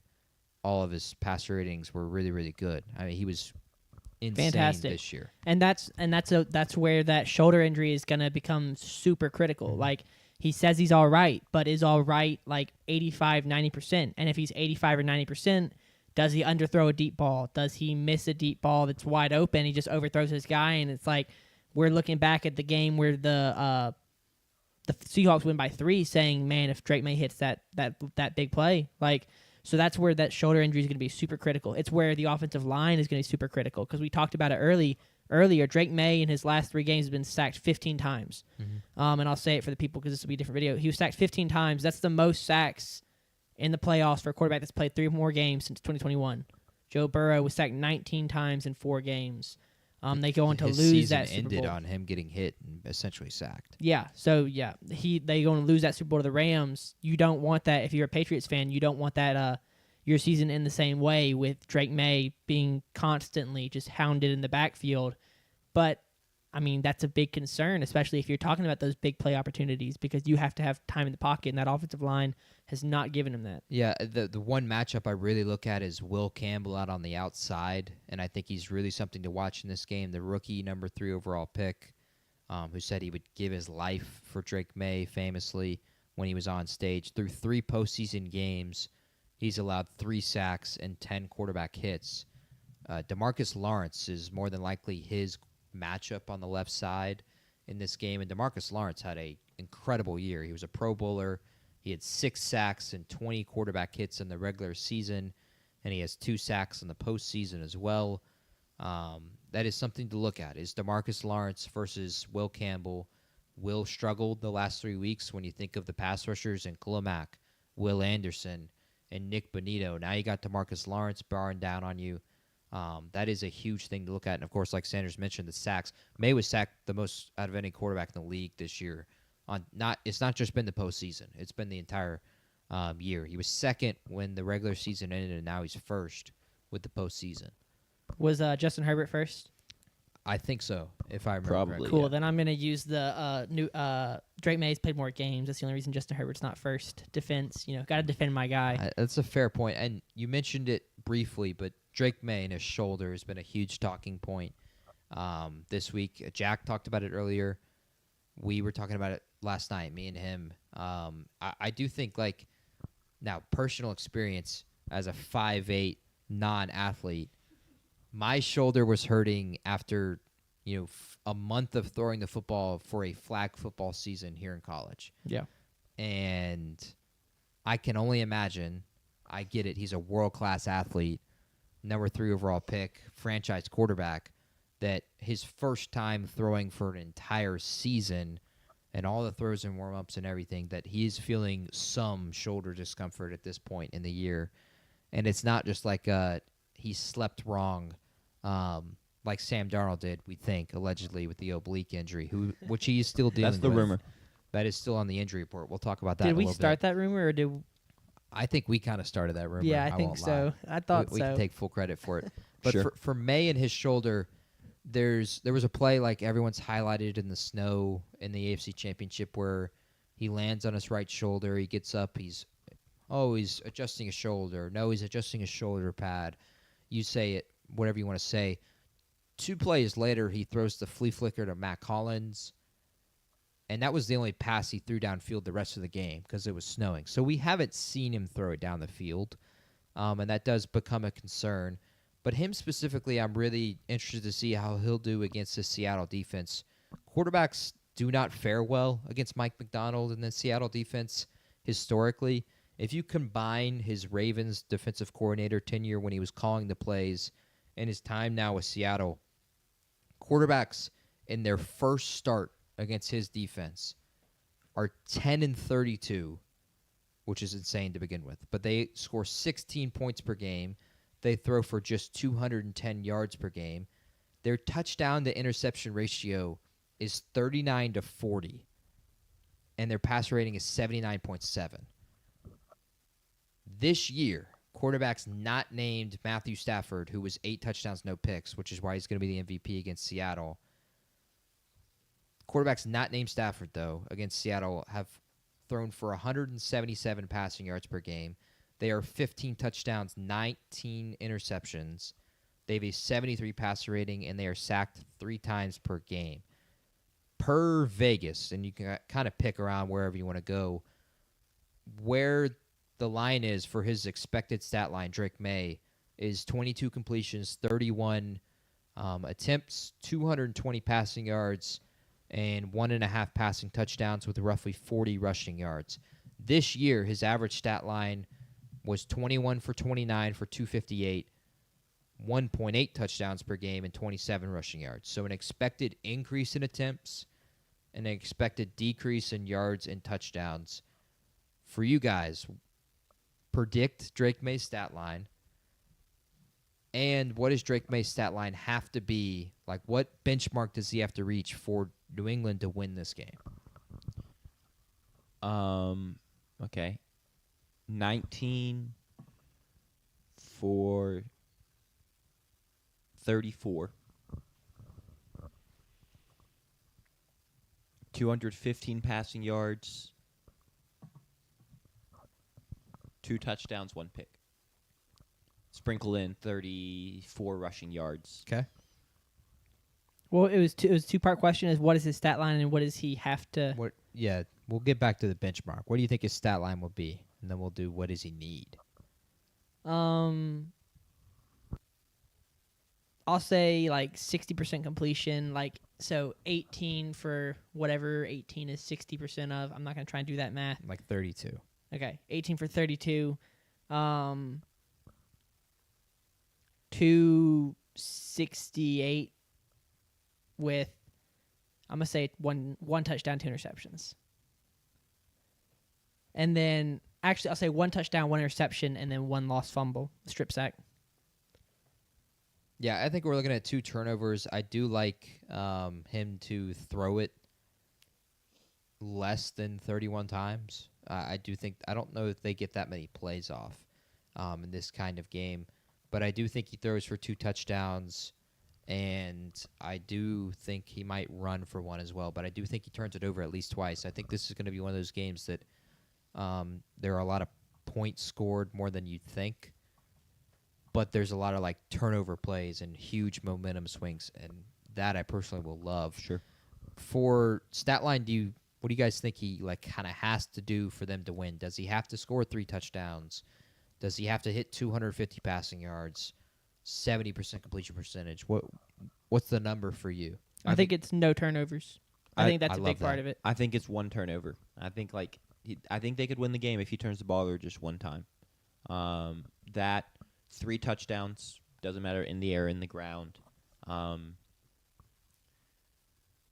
3 first downs picked up with his legs. Okay. And then north of 200 passing yards. I think it's got to be very north of 200 passing yards because we just said expected stat line. You said was what 220. You said 220. Okay, I said 270, so I guess that was a little bit higher. Yeah. Yeah, I agree with. I think that. I mean, I think we're just realistically I think New England's defense can have a pretty good day as well. Yeah. So realistically, it's just don't turn the ball over too much. Yeah, I and think find some solid success. I think 0 turnovers was a bit aggressive. I think because you're playing Sam Darnold. I would love for him to have 0. Yeah, I think because you're playing Sam Darnold, and Sam Darnold had 14 interceptions this year. 14 picks this year. Yeah. I think that you can get away with another pick because I think that you can trust You're Sam probably Darnold. just trading picks Exactly. at that You point. can trade an interception, but the rest of the game you just have to be really good. So I think limited turnovers to 1. Ideally, you keep it at 0, and then you've got to go and participate in 3 touchdowns. And even then, the Seahawks might. I mean, the Seahawks are averaging. I can't remember off the top of my head. 27 points per game, 28 points per game. So even then, it's a little like maybe you get a rushing touchdown in there, maybe a couple Some field field goals. goals. Exactly. Yeah. So it would be close, but I feel like that's what he needs in order for it to be close. Yeah, the Seattle's averaging 36 in the playoffs, and that was like something that I don't think it's been talked about yet, but it very well, if this game goes one way, which we'll get into the Seattle offense here in a second, but if they were to score another like 36, 40 points, we talk about them like the way we talked about Philly last year, where Philly scored 48 on Washington and 41 on Kansas City in the Super Bowl and had a good day against the Rams in that divisional round. Their offense has performed just as good as Philly's defense performed last year, and Philly's offense. Like when you compare the 2 teams, they're very, very comparable potentially. Before we go on, I have one more thing because I feel like we've really hyped up the Seahawks defense and pointed out a lot of issues with the Patriots offense. Before we moved on and kind of flipped sides, I did want to say some nice complimentary things about the Patriots offense, and the big one is Stephon Diggs. Stephon Diggs was kind of exactly what I think Drake May needed this year. Turned into a very consistent weapon, and I'm about to list out some of his stats. Drake May in his year 2, they bring Stephon Diggs, I believe, in free agency this offseason, and he comes in and he's this consistent weapon, right? So you look at his first downs. He's top 10 in first downs. He kind of becomes like a Keenan Allen security blanket. He's got a top 10 drop rate among wide receivers with 90 or more targets. So just like among the most used wide receivers in the NFL, he's not dropping the ball, and he's constantly getting the ball past the sticks, and that's the kind of thing that the Patriots are going to need. Like, I feel like in the playoffs and throughout the season, whenever I turn on a Patriots game, Stephon Diggs was not making his youthful big plays, but he was getting separation on out routes, on slants, and then taking care of himself, getting out of bounds, stopping. Like, he provided the kind of experience and maturity, I think, to this Patriots receiving room that's really helpful with a younger guy like Keyshawn Boutte also in there to provide some of that big play stuff. So that's what they're going to really need, a really good game from Stephon Diggs to continue to do exactly what he's done all season, to get them first downs on 3rd and 7s, 3rd and 8s. That's what they'll need from him, and I think he can do it. Like, he's got one more game left in the tank this year, and then they can figure out going forward what his future is with the Patriots. But that's kind of what I wanted to say to their benefit, that he's been really good this year, doing exactly what was needed of him, and he's a big part of why Drake May is up there as one of the top 2 guys and a MVP frontrunner. Yeah, he's been a little bit quiet in the postseason, but they've played like 2 bad weather games, especially the second half of the Denver game. But the Houston game was bad weather the whole way, and the Chargers game was just cold. But he's been really critical for them this year, 1,000-yard receiver, and he's been the leader of that group. If you don't have a guy like that, the other guys aren't allowed to pop. You Exactly. don't have the seasons that a guy like Keyshawn Boutte has had, or even Matt Collins. And so Stephon, in his first Super Bowl, didn't reach one with Buffalo, did not reach one with Minnesota either. And here he is in his first. Of course, didn't reach one last year with Houston. But that is it for our Seattle's defense and Patriots offense. And we'll go ahead and flip to the side of the ball. We'll talk about Seattle's offense versus New England's defense. And this, for me, I think is second in terms of what I will be watching more closely. I think I watch New England's offense and Seattle's defense a lot more closely, and I think it dictates more of the game. But this side of the ball very well could as well. And we'll start with the run game. K9, Kenneth Walker, the third, had his best game of the season last week, which was much to the dismay of K9 fantasy owners. He was 19 for 62 and a touchdown, paired with 4 catches and 49 yards through the air. Of course, the game he played this year without Zach Charbonnet, who was not stealing his touchdowns at the 1-yard line this time. But he was explosive in that game, too. He was putting guys in the dirt. He was running hard. He was making 8 yards out of 4-yard runs, which was really impressive. There were a couple of them where he's like, oh, he should have been tackled 3 yards ago, and somehow he got forward 4 more yards. He's going to be a key factor in terms of dictating the run game. But when you look at New England's defense, that could be a problem. New England only gave up 101 yards on the game, on the ground this year per game in the regular season, which was 6th in the NFL. But in the playoffs, they've upped that big time in terms of their intensity and the way that they're stopping the run. These are the leading 3 backs' performances in the 3 playoff games. And if you guys want, you guys can guess which one is which. But 13 for 37 for 2.8 yards per carry and a long of 9 yards. 14 for 17 yards, 1.2 per carry, and a long of 8 yards. And then 11 for 31 for 2.8 yards per carry and a long of 10. Those are the 3 leading backs. Can you guys guess the 3 leading backs, though? So it would have been R.J. Harvey, Omarion Hampton, and Woody Marks. Are those the 3? It was Kamani Vidal instead of Omarion, but those other 2 were 37 yards, 17 yards, 31 yards, 2.8 per carry. I'm going to say 17 was Kamani. No, 17 was Woody Marks. Yikes. R.I.P. Mr. Kamani, State that legend. was Woody Marks' whole season. Yeah, that was the Texans running back all season. Kamani Vidal was 11 for 31, but 2.8 per carry, and then R.J. Harvey was 13 for 37 and also 2.8 per carry. New England's defense has really shut down the run these 3 weeks. A theory on that being Chargers, worst offensive line in football, Texans, bad offensive line, and like Jack said, that's been Woody Marks all year. And then the Broncos running back was a backup pass catcher, gadget guy. Did they spend a 2nd or 3rd round pick on? Correct. My question to y'all is, do you guys subscribe to that theory in terms of it was, oh, they just didn't play a good running back? or do you think it is how good New England's defense is going to be in this game? I mean, realistically, it's a bit of both. Yeah. I don't expect K9 to be held to 30 yards. I don't expect K9 to have a week where he goes off for 100+ and just goes crazy, because that is a very good Patriots front seven. It's been one of the strengths of their team.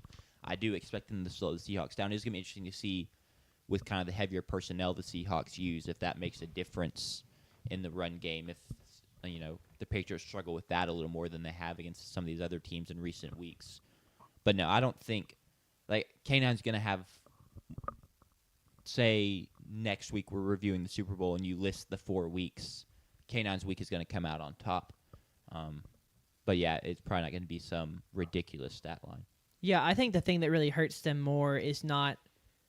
I think for the Seahawks, the discussion in the running back room is the depth in losing Zach Charbonnet, because now one of their strengths all season was when you take out K9, like you bring in Charbonnet, and as much as Kenneth Walker fantasy owners hate it, he was able to go get the yards for touchdowns and first downs, and the drop off I think to their third string running back is going to be harmful for them. But yeah, I'll say I think it is a combination of both. I don't think that Kenneth Walker is going to go off for $150, but I think he's going to have a good game. I don't think they're not facing a Saquon or a Jonathan Taylor or a Christian McCaffrey, so I do think it's not like Kenneth Walker is of that caliber of running back, in my opinion. So maybe he could be, and they've stunted him all along. That would be wild. Imagine, yeah. But that's kind of my thoughts there. Is I think he'll have a good game, but not a great game. His line for rushing yards is 72.5. I was I'm going gonna to ask say you guys to take the over or under on 72.5 rushing yards for Kenneth Walker. I'm taking the over. I'm taking the under because I was thinking 70 or 60 yards. Yeah, I like the under as well. I do think and a touchdown. Like, I don't know, do you have touchdown numbers for those three touchdown? running backs? He's the most bet in terms of anytime touchdown. But playoff, how many rushing touchdowns have they allowed in the playoffs? Do you know? Off the top of my head, I believe it was just. I don't know. I don't they think had any allowed of any. I was gonna say the Broncos was a passing touchdown. Obviously, the Chargers didn't score a touchdown, Yeah. and I don't think the Texans were on the ground. Yes, I think you're right in that. Okay. Field goal, touchdown, pass, and field goal. Yep. Okay. So they've not allowed touchdowns. So this, if they do, it would be the first rushing touchdown they've allowed in the playoffs. So Something to monitor. It is interesting. I wonder how many drives, like I wonder how good their goal line defense really was, or if their defense was just good enough that people never really got to the goal line to then rush a touchdown in, if that makes sense. I think it was more so the teams did not get down there very much. Denver only got down there. The Chargers got down there a couple times, right? The Chargers got down there 3 or 4 times, and then Denver only got down there 3 times, if I'm not mistaken. And the Texans got down there, or at least close enough that they kicked multiple field goals. I don't know. Yeah. 25-yard field goal. So They were right they on were it. inside probably the 15. Another 25-yard field goal, and then a 51-yard field goal. So they got pretty close. they had several red zone. They had a lot of stuff. red zone stops, not necessarily goal line, but I mean, well done by. I mean, their defense has just been dominant. Yeah, Simply put, this postseason. Kenneth Walker has been dominant as well. Yeah. 256 total yards and 4 touchdowns in the 2 playoff games. So you're looking at strength versus strength for considering how the postseason has gone. Another one, and it is the biggest talking point. In fact, he's the 3rd odds-on favorite to win the MVP of the Super Bowl, and that is Jackson Smith-Njigba, who had an excellent season in the regular season. He now has 1,965 receiving yards this season. If you combine the playoffs, he's averaging 103.4 per game, and this has kind of been a spot where New England has actually struggled, and you wouldn't expect that with Christian Gonzalez and Carlton Davis, who's been excellent this season, but they have. In fact, their 5 biggest games that they gave up from a receiving yard perspective were Zay Flowers, who went 7 for 84 yards, Emeka Ibuka, who went 6 for 115 yards, Drake London, who went 9 for 118 and 3 touchdowns, and Chris Olave, who went 6 for 98 yards. Those are the games with Christian Gonzalez playing. He missed the first 2 weeks of the year, and in those 2 weeks, Jacoby Myers went 8 for 97, with the GOAT, Geno Smith, and then Tyreek Hill went 6 for 109. Jacoby Myers, Tyreek Hill, Chris Olave, Drake London, Emeka Ibuka, Zay Flowers. Those kinds of receiving types, who do they remind you of? I'm gonna say JSN. JSN. They sound just like him. The physical guys struggled this year. DK Metcalf was 3 for 32. Ted McMillan was 4 for 62. T. Higgins was just 5 for 31. And Jamar Chase didn't even play in that game. Jaden Higgins had a decent day in the postseason, but physical guys struggled a little bit against the Patriots' defensive backs. But these guys that can play in the slot, that are fast, that are excellent route runners, that have a little bit of physical threat to them, like Chris Olave and Emeka Ibuka and Drake London and Zay Flowers, had excellent days as receivers against this New England defense. And I do now have the question for you guys. How live is a JSN Super Bowl MVP bet? And if there, for a little bit of context, there have been 5 Super Bowl MVPs who were receivers the last 20 years. 5 performances in 20 years, that's a 1 in 4 chance. If you were talking just betting-wise, that would mean plus 300 odds or better, or positive EV, meaning a good bet. Jason, you can find it at plus 600, meaning an implied odds of 14.29%. Do you guys think JSN has a chance to win the Super Bowl MVP, and how live is it? I've already bet on it, by the way. I think he absolutely does. I mean, I think he's the third most likely. That's probably why he's has the third best odds. He's the easiest. I missed the third best odds part. But it's not even just third most likely. I think he's a clear third most likely. Yeah. Like, Yeah. who would y'all say is the fourth most likely? K9. K9. Yeah. But even I think the gap there is massive. I've heard people theorize like Ramondre Stevenson being up there, and especially with I think his has good odds as far as value goes. So I think it's great, especially because situationally, you kind of in that situation you would be expecting 150, 180 yards, maybe 2 touchdowns, a big catch, a helmet catch, or an OBJ. He makes the highlight play. I have the 5 performances, and I can go ahead and list them out. Go for it. Cooper Kupp in 2021 had 8 catches for 92. Oh. He had 2 touchdowns, but he had 2 of the 3 team total 3 touchdowns the team had. He had the game-winning touchdown, and he had 33% of the passing yards that Matthew Stafford had. Julian Edelman in Super Bowl 53 won it. He had 10 catches for 141 yards, no touchdowns, which was over half of the passing yards by Tom Brady.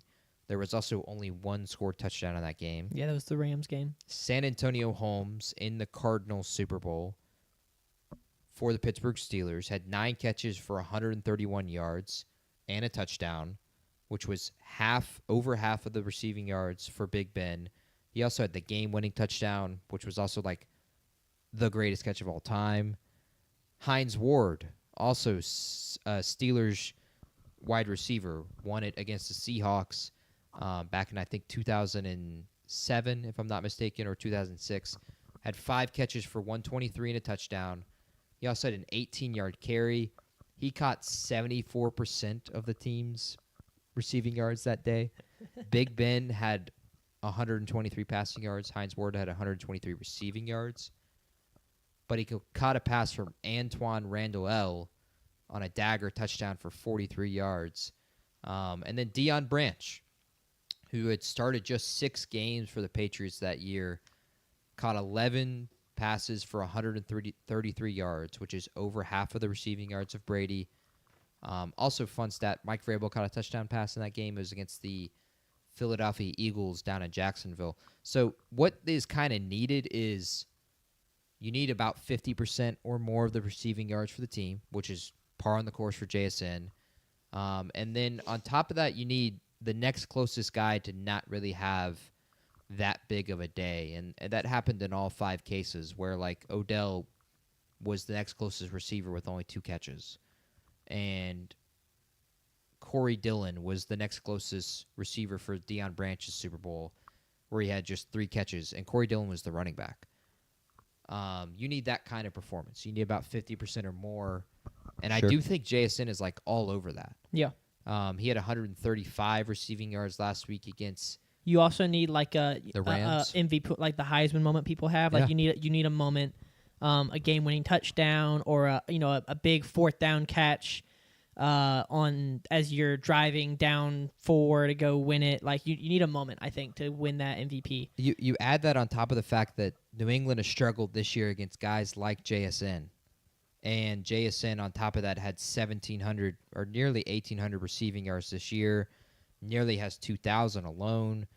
There were so many games this year where he was targeted and had 10 catches in a game.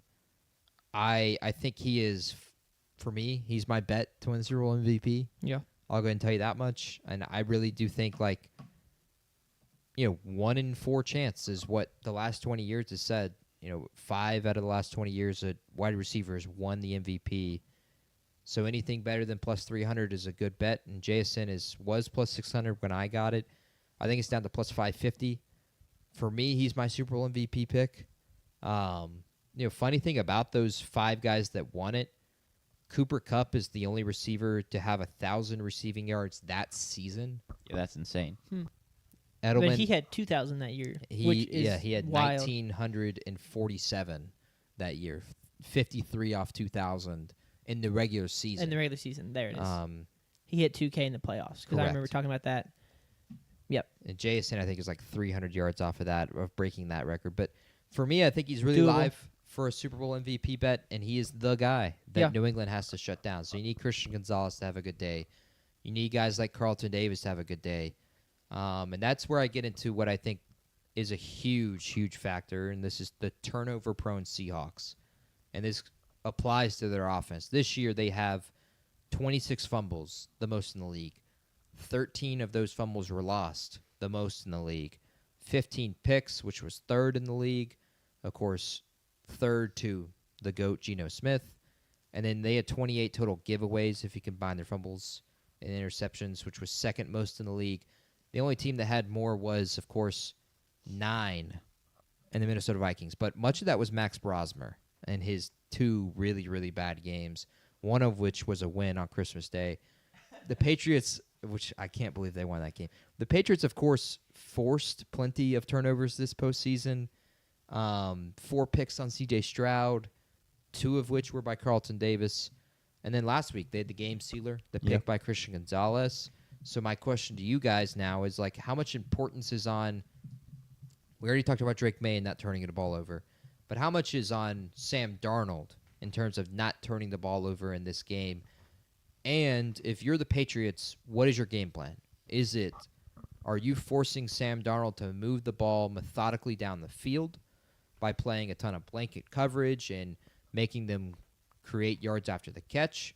Or are you loading the box, trying to shut down K9, putting your receivers on islands, or putting your corners on islands, except for doubling JSN, and forcing Sam Darnold to make key throws to Cooper Kupp and Rashid Shaheed and A.J. Barner? Where would you go with the game plan, and how much of a factor is Sam Darnold turning the ball over in this game? I'm loading the box and making Sam Darnold throw it, double JSN, and JSN will get you a couple times. Maybe Rashid Shaheed gets a deep one on the other side or something like that. But yeah, just anticipate at some point Sam Darnold's going to make a bad throw and then go get it, and maybe play a little riskier on that side than otherwise you would. And also, you may, as the game goes on, your run defense has been really good this year, so maybe you don't have to load the box as much as you maybe would think. But I would load it and make Sam beat you. Yeah.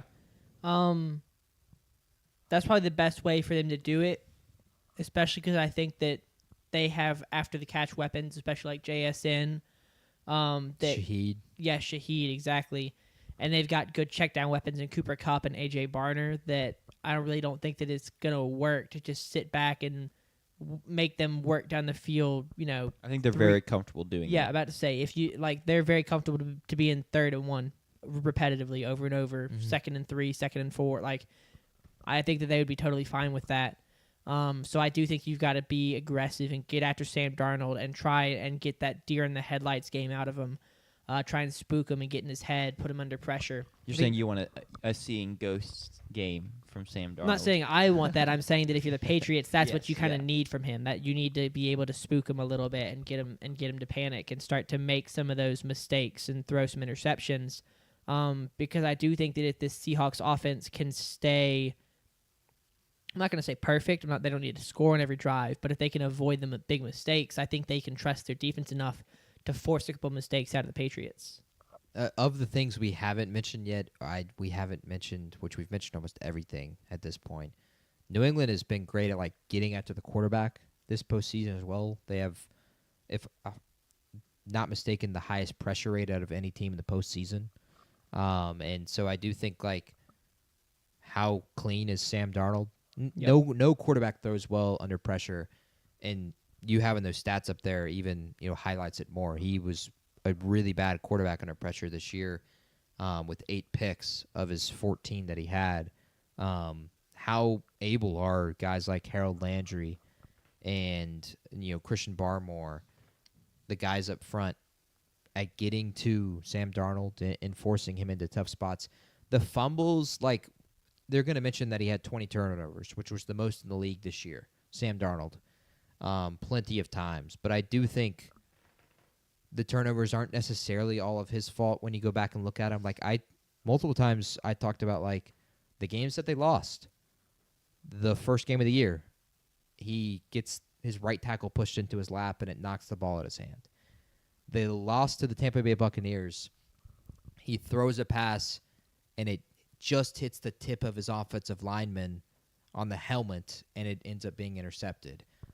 Very fine margins. 4 of his 5 or 6 fumbles this year were him getting hit from his blind side and the ball just coming out, which Yeah. is a little bit on the quarterback, but at the same time, it's what's he supposed to do? Yeah.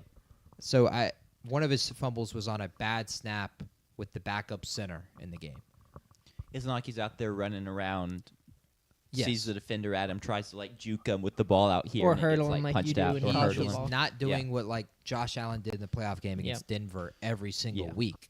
And he also has not turned the ball over in 3 straight games, and those games were the biggest games of his career, playing for the 1 seed again, and 2 playoff games going into the Super Bowl. So I think he's going to have a clean game for the most part, but one of my favorite bets, and we'll get into it in a little bit, is turnovers in this game. I do think this is a game where turnovers are a huge part of it, because as far as I can remember, too many Super Bowls have that. You look at the last 2 years, both of those games had 4 turnovers in those 2 games. And you can have guys like Christian McCaffrey. He hadn't fumbled all year, and then the Super Bowl, he's fumbles in the red zone, and it takes 7 points off the board. So even the guys that have protected the ball well are going to be put in turnover-worthy plays, and both these quarterbacks are huge parts of that. I do think for New England, personally, I would play blanket coverage because I'm really, really scared of, even if I'm, theoretically double teaming JSN, him just destroying me anyway. Yeah. And so I would put triple coverage, triple zone coverage on him, that kind of thing. And I would really try to take him out of the game, which is easier said than done because he has 1,800 receiving yards. You think no one else has tried that this year? But I would play the blanket coverage, and I would force them to, win, plays after the catch. I'd force Darnold to make the right decision 30 times instead of, 20 times he's got one-on-one with man-to-man, and 10 of those, his receiver's going to win the route. He's got great receivers in Shaheed and Cooper Kupp. They're going to win the route, even if it is against Christian Gonzalez or Carlton Davis, at least half of the time. And if it's A.J. Barner, he is an elite matchup against really anyone that New England puts on him. So Robert Spillane got him. the 50-50 I do think kind of would favor Seattle anyway. So I'm going to play blanket coverage, and I think I would personally make Seattle beat me with Kenneth Walker and not JSN, which is kind of crazy to say. That's the complete opposite of what you should normally say is stop the run and make them beat you through the air. I think you got to make them beat you on the ground instead of through the air, because with the way your front four, not even your front seven, have played, I do think you got a chance to just allow that to happen and let them run the football. Are there any other ones y'all got before we get into predicting this game Well, 2 hours into the show? I just have a quick question. Sure. Is there no way we could change the tab? The more it's up, the more I feel like Sam Darnold is staring at me and smiling at me. But no, I think I'm ready to pick this game personally. Yeah. I appreciate it, Sanders. Thank you. Well, we can go ahead and get into it. What's the tally? What are the records here as we're here to pick the final Oh. game? Is it a tie now? It is not a tie. It is now. Are you up one? No, JP is up, I believe, Yeah, I'm up 1. 1. Okay. So this is. But we do have to predict the Pro Bowl if you want to do that. No, I'm playing for the tie. And then what was here? Let me pull it back up. Football Weekly Preview. I think what we should do is, so let me put it in. Seahawks are favored by, you've already got it, 4.5. Seahawks are favored by 4.5. You're up by 1. I think this is actually perfect because I'm going to pick the other team, which means we could end in a tie, which means we should go ahead and pick something that would be the tiebreaker, whether that's MVP or final score, or final scoring. I mean, I don't know what y'all want to. We had an idea for tiebreaker. I don't remember what it was. It does not matter to me. This is y'all's, Jack this is 26 y'all's, and 40. Me and JP are fighting at 500. JP is 500. I'm 1 game below. Jack is a long way away from 500. He's 26 and 40. So, what do you want to do for a tiebreaker? I would say closest to correct score. Okay, we'll make a. And by that you mean I take it as a. If I were to say, for instance, the Cleveland Browns beat the Eagles 31-17, and Cleveland ends up scoring 28, and Philly ends up scoring 24. The difference there is 12 points because I'm 7 off the Eagles, and I was 4 off, Okay. or I was 3 off Cleveland, so 7 points. Okay. I think that would be the way I would do it. Sounds good. Personally, because we can go ahead and get into it for the picks. And I am 33 and 33, meaning this is the pick to go 1 game over 500 and have a winning record in the first year of our NFL Pick'em. Sanders was lucky enough to have a winning record in the college football Pick'em, and he was the only one to do it. I look to be the only one in the NFL to do it. And we don't have a totem pole and pyramid this week, but if we did, Seattle would be on top, and New England would be on bottom for both of us. And because of that, like, I don't understand how this spread got so high, personally. When I look at Super Bowl history, a lot of Super Bowls are close. In fact, the last 20 years, there have been 7 4 or more point favorites in the Super Bowl. Those teams are 2 and 5 straight up Yeah. as 4-point favorites or more. Those teams are 0 and 7 against the spread. Yeah. No one has won against the spread. And I don't expect this to be any different. I think this is a game where there's a ton of turnovers, a ton of points, more than you would expect. I love the over, which we'll get into in a second. And I do think this is a game that Seattle wins, but it's going to be close. And I think New England covers 4.5 easily. I would bet New England 4.5. But I may end up actually doing that. I bet Seattle as a future 2 weeks ago during the conference championship, so I have them at plus money right now. But I may fence ride my betting. And New England plus 4.5 I love. I don't understand how that spread is that big. I don't think blowout is on the table as much as a lot of people do, where people are asking, like, oh, do you think Seattle's going to win by 7 or 10 or 20? I think this game is close. I think these two teams are really, really good and really, really evenly matched. Remember, we talked about this is the first time in Super Bowl history where both teams have a top 4 offense and defense from points per game perspective. Mm-hmm. So they are insanely closely matched, and I think the only counter argument to that is New England's schedule. But I don't think it matters at this point. I'm going to take New England to cover. I like Seattle to win and New England to cover, ironically, with a score of Seattle 28 and New England 24, which happened to be the score the last time these two teams played in the Super Bowl, but the teams were flipped. So you're going 28-24 Seattle. Correct. Okay. My MVP would be Jackson Smith and Jigba. Not that it matters, but we can go ahead and write it down so it's in writing. Yeah, sure. It actually works out. I was planning on going the other way. I do have some stats up here that like I hate that I'm about to go against them, but I'll go ahead and list them out because JP kind of talked about some of them. But underdogs have covered the last 3 Super Bowls and 4 of the last 5. And yeah, this is kind of a historic spread. It's the largest spread we've seen since 2018 at 4.5. And that was New England minus 4.5 versus Philly when Philly covered and won. And yet I'm going against all of that. By all that, I mean those 2 data points. It's not a whole lot, but I'm going against all that and picking Seattle. I like Sam Darnold here not a lot more. I like him more than Drake May. His experience, having been here before, having been in the playoffs in a previous season, and now in the Super Bowl, he's got a little bit more experience, a little bit more maturity, and I like the situation the Seahawks are in. You know, I thought about trying to make the time zone argument, right? It's a 3:30 body clock kick for the Seahawks and a 6:30 body clock kick for the Patriots. Correct. So come the end of the game, it's gonna be getting close to bedtime. Like their body's gonna start shutting down. We're gonna be talking about a really late game for the Patriots. Not actually, but body clock kick is a running joke here on this show. So No joke. It matters. it does matter, but I don't think it's Not gonna matter here. in this game. No, not here. Yeah, I don't think it's gonna matter. That would mean New England would play bad in like a primetime game. Yeah, I'm not going to say that is going to matter in this game, but I am going to go with Seattle. The weapons they have, the quarterback they have, and the defense they have. I like the quarterback more, the weapons more, and the defense more than the Patriots. The offensive line more.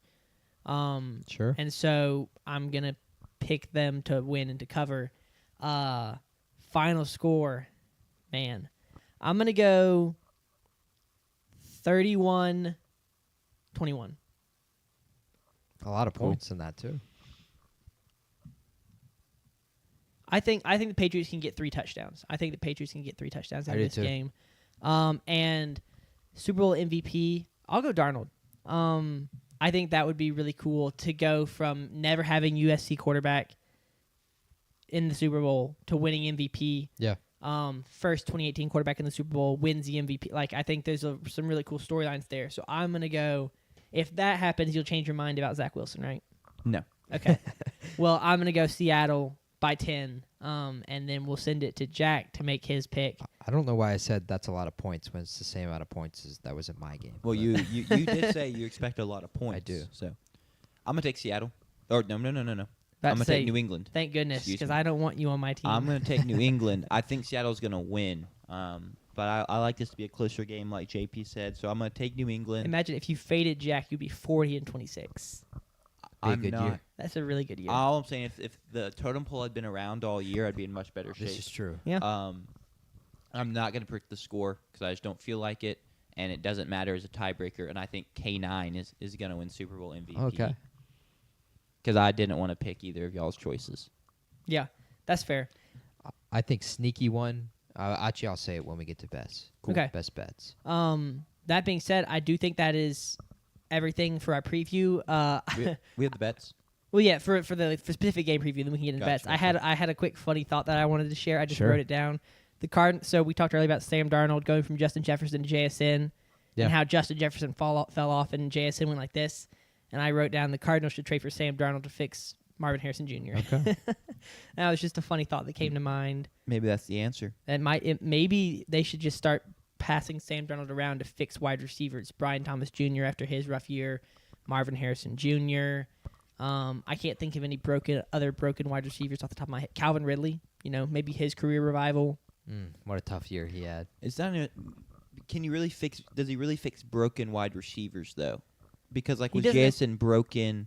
It's not like Justin Jefferson was broken. Neither were broken. I'm not Yeah. saying broken, but take ascending to new levels because and it's not that Because like Marvin Harrison Justin just kind Jefferson- of isn't good. Justin Jefferson didn't ascend to a new level, but he has descended since, and JSN ascended with the addition of Sam. Well, maybe Darnold. that's just the 9 effect then. Marvin had that one game. He did have that one game Against early in the Seattle. season too. Early in the season too. A lot When of wide receivers have had one game.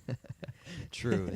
Trey Tucker had that one game Yeah. against the Commanders and a loss. And made his season stats look pretty good. That's how Yes. good the one game was. Is that did he He had like doesn't- 3 had three touchdowns and touchdowns, like like- 180 receiving yards or something. and like 12, 14 catches? It Yeah, was, it I think was his most ridiculous. fantasy It points. in was the season. literally like 20, at least 25%, if not like 33% of his total stats in the year. Wow. That's what that's the big. Commanders will do for you. All right. Do we want to get into JP? Okay, my question is, JP, does this count towards your best bets total for the season? I mean, To be Because you determined. worked really hard to get back to 500, and I don't know. Do you just want to throw it all away? no. Most of that was spread betting, and this is going to be a lot of these are plus money bets, and so like they're less implied to hit as much, and spread Yeah. bets are supposed to be 50-50. So no, I wouldn't count these as such. But I do have a lot of them, and one of the things about the Super Bowl, which is, I don't know, do you classify it as so good or so bad? But one of the things that is fun for me, gambling's not for everyone. This is gambling advice. But it is fun for me and others, but not all, to bet a bunch of money on the Super Bowl. And I've done that 4 years now in a row. And at my parties, it is also a tradition to have a whiteboard where we have all the bets listed and we track them throughout the night. We put checks and minuses or X's when it's incorrect. And I've got a couple of them that I'll go ahead and give to you right now. We can talk through these. And I'll go chronologically throughout the game for this one. So my first one's the national anthem, and I got on this one early. I took the national anthem sung by Charlie Puth over 120 seconds, and that line's got up to 121.5, and I got it at 120.5. That's also like big minus money for people now betting it at 121.5, but I got it at 120, so it's 120.5 would be what the line is. Yeah. Well, I was gonna say, do we want to, for fun, the three of us just Sure. like pick each of these? These are goofy. It feels Sure. like technical foul stock market. So I was just gonna write them down as you list them, and then you can repick just for competition. I still love the over. Charlie Puth was quoted, and a bunch of these I have stupid stats and like stupid things as well. But Charlie Puth was quoted to saying, "I want to bring a lot of jazz to the national anthem." And we joked about this earlier at another show. I don't know if he means that literally or not, because Yeah. Saxophone player. yeah, he's an elite musician and an elite TikToker, and he could literally mean bring jazz to it, which he sung it last year in New Orleans, would make a ton of sense, but this year in San Francisco maybe not so much. Or does he just mean jazz as like a description of what he's adding to it? That kind of show. Jazz. Cool. Sure. A lot of stuff. But I'm taking the over, even on the new line of 121.5. I love the over on that. What about y'all two? Jack. By the give way, it is first note sang, so from O to the last note sang. end of Brave or the End- start end of Brave. End of Brave. I'm taking And if they sing Brave like 3 times, it still counts. Wow. I'm taking the over. Just he's a bit of a flowery singer in my mind, so I don't think he's going to take a very concise route to singing this song. Yeah, I'm also gonna take the over. I just feel like the national anthem gets added on to and elaborated on, and you embellished on. So I will also take the over. The next one is that's kind of in chronological order is the coin toss, and it's one of the most popular ones. I love it personally because there are not a lot of bets in sports or in general that you can make, because now you can bet on anything with Kalshi and Polymarket and whatnot. But the coin toss is the bet where it's literally 50-50 odds. And if you get it at the right sports book, which I have, you can find sports books that will give you even odds, 50-50 plus 100 or minus 101. Either one of those are good. And the coin toss, if you don't know historically, tails leads the series 31 times to 29 times. So we're due for heads, you could say. Either that or Um, Tails they dominate. Tails dominates. Also, this is since Super Bowl 52, these are what it's been. It's been heads, tails, heads, tails, heads, heads, tails, tails, heads. And so for this year, my best bet No way we're on calling the this the coin best bet. toss, I'm taking heads. I think this is the year for heads. I will say this year, I said in the group chat earlier, but I really struggled for like a week on which one I Yeah, wanted a lot to of pick. contemplation on this for sure. The past It's 3 necessary. years, I've had full conviction almost like immediately, and I've gone 2 for 3 the last 3 years. Last year I picked heads to go back, or sorry, last year I picked tails for tails never fails to go back to back, but it was heads. The other 2 years I got it right. I like heads in this one. It is just, at the end of the day, I am a little bit more leaning towards that is my gut feeling than tails. Sure. But what do y'all say? No, bro, you got to go first. I I, can had to go let me first try for and all of figure out college who's- football season. Doing the I coin went toss. first on over under. Fine. All right, JP went heads. Remind me, you said tails leads 31-29? 31-29, yes. Yeah, and everything screams heads. So that screams heads, and also the pattern of tails, heads, tails, heads, tails, heads, heads, tails, tails, heads. We're due up for another heads and then another 2 tails, another head. Like the pattern, I've got it figured out. It's scripted. I'm a heads guy, so give me heads. Like I'm just if I'm ever doing a coin toss, I just pick heads. So Did y'all see? I saw an interview where Kyle Juszczyk, the he San- has a science he has supposedly, a but he didn't science. share it. no, so he screw did him. he say like 60%? Is that what he said? Yeah. Where he like predicts the that's- coin toss. That's 60. profitable. Yeah, and he was like, it was some like Zoom podcast he was doing, so he was not in person, but he was like, yeah, like I've got it down to a science, 60%, and no, I don't just pick the same thing every time. Like I switch it up. So he has some method of like predicting which side it's going to land on with 60% accuracy, and then they said, oh, of course it's the Harvard kid. So apparently he also went to Harvard, which would make sense. So shout out him and send him to Vegas, I guess. All right, what's next? Sorry. you're Let's good. let's find what's next. I was thinking for the He's next reconsidering one, his I heads would or tails go. I think there's 3 of them, but I'll just list 2 of them, and it deals with the broadcast specifically. I have 2 of them, and they both apply to Drake May. I've bet that the broadcast, Mike Tirico and Chris Collinsworth, will mention Bakemas, not by name, but mention that Ann Michael May bakes. And so it could be by mentioning Bakemas in any way, shape, or form during the broadcast. Of course, Bakemas was one of the one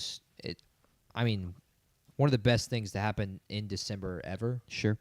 I think that's Um, fair. Up there, and I think they're going to mention it on the broadcast. The other one is, I think Luke May, brother of Drake May, will be shown on the broadcast. And my reasoning for that is Drake May was asked last night during Super Bowl opening night who his hero was, and he said his older brother.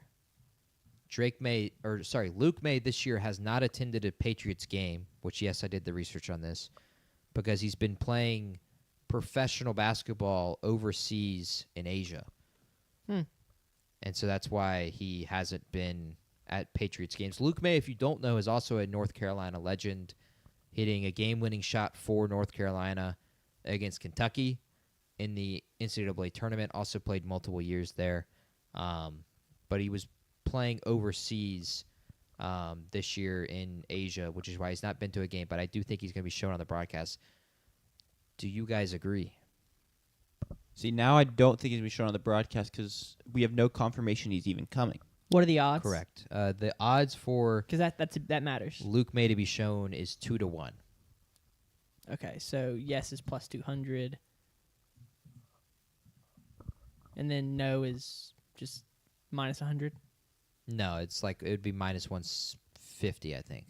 Ah, okay. I'm no. Yeah, we don't even know if he's gonna be here. If he's there, he's shown 100%. Yeah. Because even the fact that he's not been in any games, so if he comes, is this big story of like his brother came all this way to be able to watch. I'm gonna go But- yes. Drake May, he's talked about his brothers a lot. since him being drafted. There's the iconic video of them recording a video for him that they played on draft night, and he reacted to it. It's super funny. And so I think that his brother will be there. Because, like, there's no guarantee that Drake May goes to another Super Bowl. Like, this might be your only chance to see him in the Super Bowl. You can't just assume that, because he did it as a 23-year-old, he's just going to do it over and over again like Tom Brady did. So I think that his brother will be there, and because he's there, he's going to be shown. So I'm going yes. Yeah, I agree. I bet yes as well. I like that one a lot. The other two I got, and you guys can pick which one you want to bet on, but it deals with the halftime show. And the halftime show, if you don't know this year, is none other than Bad Bunny. Of course, been a lot of like topics with that have been discussed. But Sure. to be honest, there's people who are like, oh, I wish like the Super Bowl would just be like normal, the halftime show at least. That's been discussed multiple years running. Like Kendrick Lamar had his stuff last year with Yeah. Drake and Yeah. Donald Trump and whatnot. We're not a political show, so I'm not getting into it. But I got two bets. One of them is, will Bad Bunny kiss someone on stage? And if you don't know, as far as I could find, Bad Bunny has only kissed one person ever on stage. And it was in 2022 at the VMAs. He kissed one of his male dancers on the mouth on stage. So do you guys want to bet on that one? Well, what's the line? Yeah, we need to know the juice. The line is 7-1. Okay. 7-1 plus- odds that he will kiss someone on And stage. then no is minus 150 again? No would be like, I don't know, minus 350 or something. Oh, okay. What's the other one? The other one is you can bet on the style of dress Bad Bunny will wear, which, if you don't know, he's said he plans on wearing a dress I did see that. at the Super Bowl. We don't know styles of dresses. Yeah, let's at stick with this all. one. 'Cause I was gonna say, I don't like But I floor bet length, knee length, Ball gown. Yeah, ball gown, sundress. ball gown is the favorite. Okay. No way. Yeah, sundress was not listed, but I asked my fiance for advice on this one. She went with body can, which is apparently Never heard of that. a famous Latino dress Okay. style. So Body can? yeah, given that Bad Bunny is Latino I think that's a safe bet. from Puerto Rico, I do think that might be a good one. But I do understand how ball gown is the favorite. But we can bet on whether or not Bad Bunny will kiss someone on stage instead. I'll if take you'd like like. yes. I'll take yes. That is really good We'll value swing for the yes. fences. That is really good Um, value for yes. 7-1. Can't hate. I think there's high likelihood he's going to want to spice it up. You make a good point of like, why are we calling this Super Bowl halftime show weird? They've been weird for who knows how long. You know, Left Shark. Yeah. You know, they can be weird in different ways, but like that's just they're always wacky. They always go all out. So who knows what we're going to see? Yeah, my mom didn't let me watch Super Bowl show growing up because it was weird. Classic. My fiance, they didn't allow them to watch the Shakira show, Super Bowl 55, I think, because Shakira hips don't lie. Yeah. Yeah. Yeah. So yeah, her church group that was watching the Super Bowl, they turned the game off when it went to halftime. Church group, pretty understandable. Like, you know, Yeah. better safe than sorry until you get some parent that is like, you let the children watch the halftime show. Rah, rah, rah, rah, rah. Yeah. I'll also go yes. I agree. I think he's yeah, gonna try I'm going and yes as spice it well. up. Oh, good. I put it in for you and not me. I can't wait to watch and see if he's going to at some point. The My eyes gonna be glued to anticipation- that The screen. anticipation will be high. One of my favorite bets last year was like betting on which song Kendrick Lamar was going to come out to, but like I don't know any of the Bad Bunny songs by name, so I did not make a bet Sure. on that this year. Probably for the best. Another one that's really popular is within the game itself, and these are two that I actually have as best bets. I have the over on total sacks in this game, which is 6.5, which I got at plus money. As we talked about earlier, Drake May's been sacked 5 times in each of the last 3 games. And Seattle this year is averaging 3 sacks per game themselves when they play playoff teams. So I do think sacks is a big part of it. Like Drake May could get sacked 5 times and Darnold 2. Yeah. That hits 4 and 3, whatever you want to name it. Drake May could have a Mahomes game where his offensive line gets destroyed and he's sacked 7 times. That's what I was going to say. I could see this game going where the Seahawks get up 14-0, and all of a sudden the Patriots are in come from behind territory, and they're just having to chuck the ball, and Darnold gets sacked, like you said, 7 times. So I will also be going over on this. Jack? I'm taking the over. I think it makes a ton of sense. Yeah, I was shocked I got that at plus money. It's plus 130. The other one is turnovers. The line is 2.5 and over Total turnovers. total turnovers Okay. in the game. Over 2.5 is actually favored. Is the favorite at minus 115 if it matters to you, which is just a little bit above 50%. And I do think with the way Darnold leads leagues in turnovers with 20. I already talked about how like CMC 2 years ago is a guy who never fumbles in the Super Bowl. And then Drake May, of course, has 5 touchdowns and 5 turnovers in the 3 playoff games. So I love turnovers in this game. I think there's 3 or more. And so I'm all over the over for 2.5. It's one of my best bets for this game. I'll spice things up a little bit, and I'll say that both quarterbacks lock in and avoid interceptions by playing super safe because this is Super Bowl, right? So like you don't want to damage your team. So they may end up missing a couple big opportunities, but I'm going to say they also avoid the turnovers, and then we have a fumble or two. So I'll take the under. Jack? I'm taking the over. Another one I was looking at, but I never ended up betting on it. I haven't yet, at least. It may change, but there was a joke bet, a joke line of Oh, boy. whether or not Seattle would throw the ball on the 1-yard line. In fact, Sam Darnold and Mike McDonald were both asked about this question. If it's 2nd and goal from the 1-yard line and there are 26 seconds left, are you running or throwing the football? Mike McDonald responded with, is beast mode in the backfield? Sam Darnold responded with, let's say, pass. This year, Seattle has run 13 plays from the 1-yard line. Only 2 of them were pass attempts. The rest of them a lot of them were Zach Charbonnet touchdown runs, in which there were 5 of them. And then some of them were runs with K9. There was also an Elijah Arroyo tush-push attempt twice. The odds you can find for this are plus 550, which is 15.3% implied odds. Ironically enough, 2 divided by 13 is 15.38%. So they've got it right on the money. Yeah. The books have done their research. So unless Congrats that line to them. rises, I will not be betting on it. And yes, congrats to the books for actually doing their research because, we detailed the Tom Brady tie story the last time we did this show.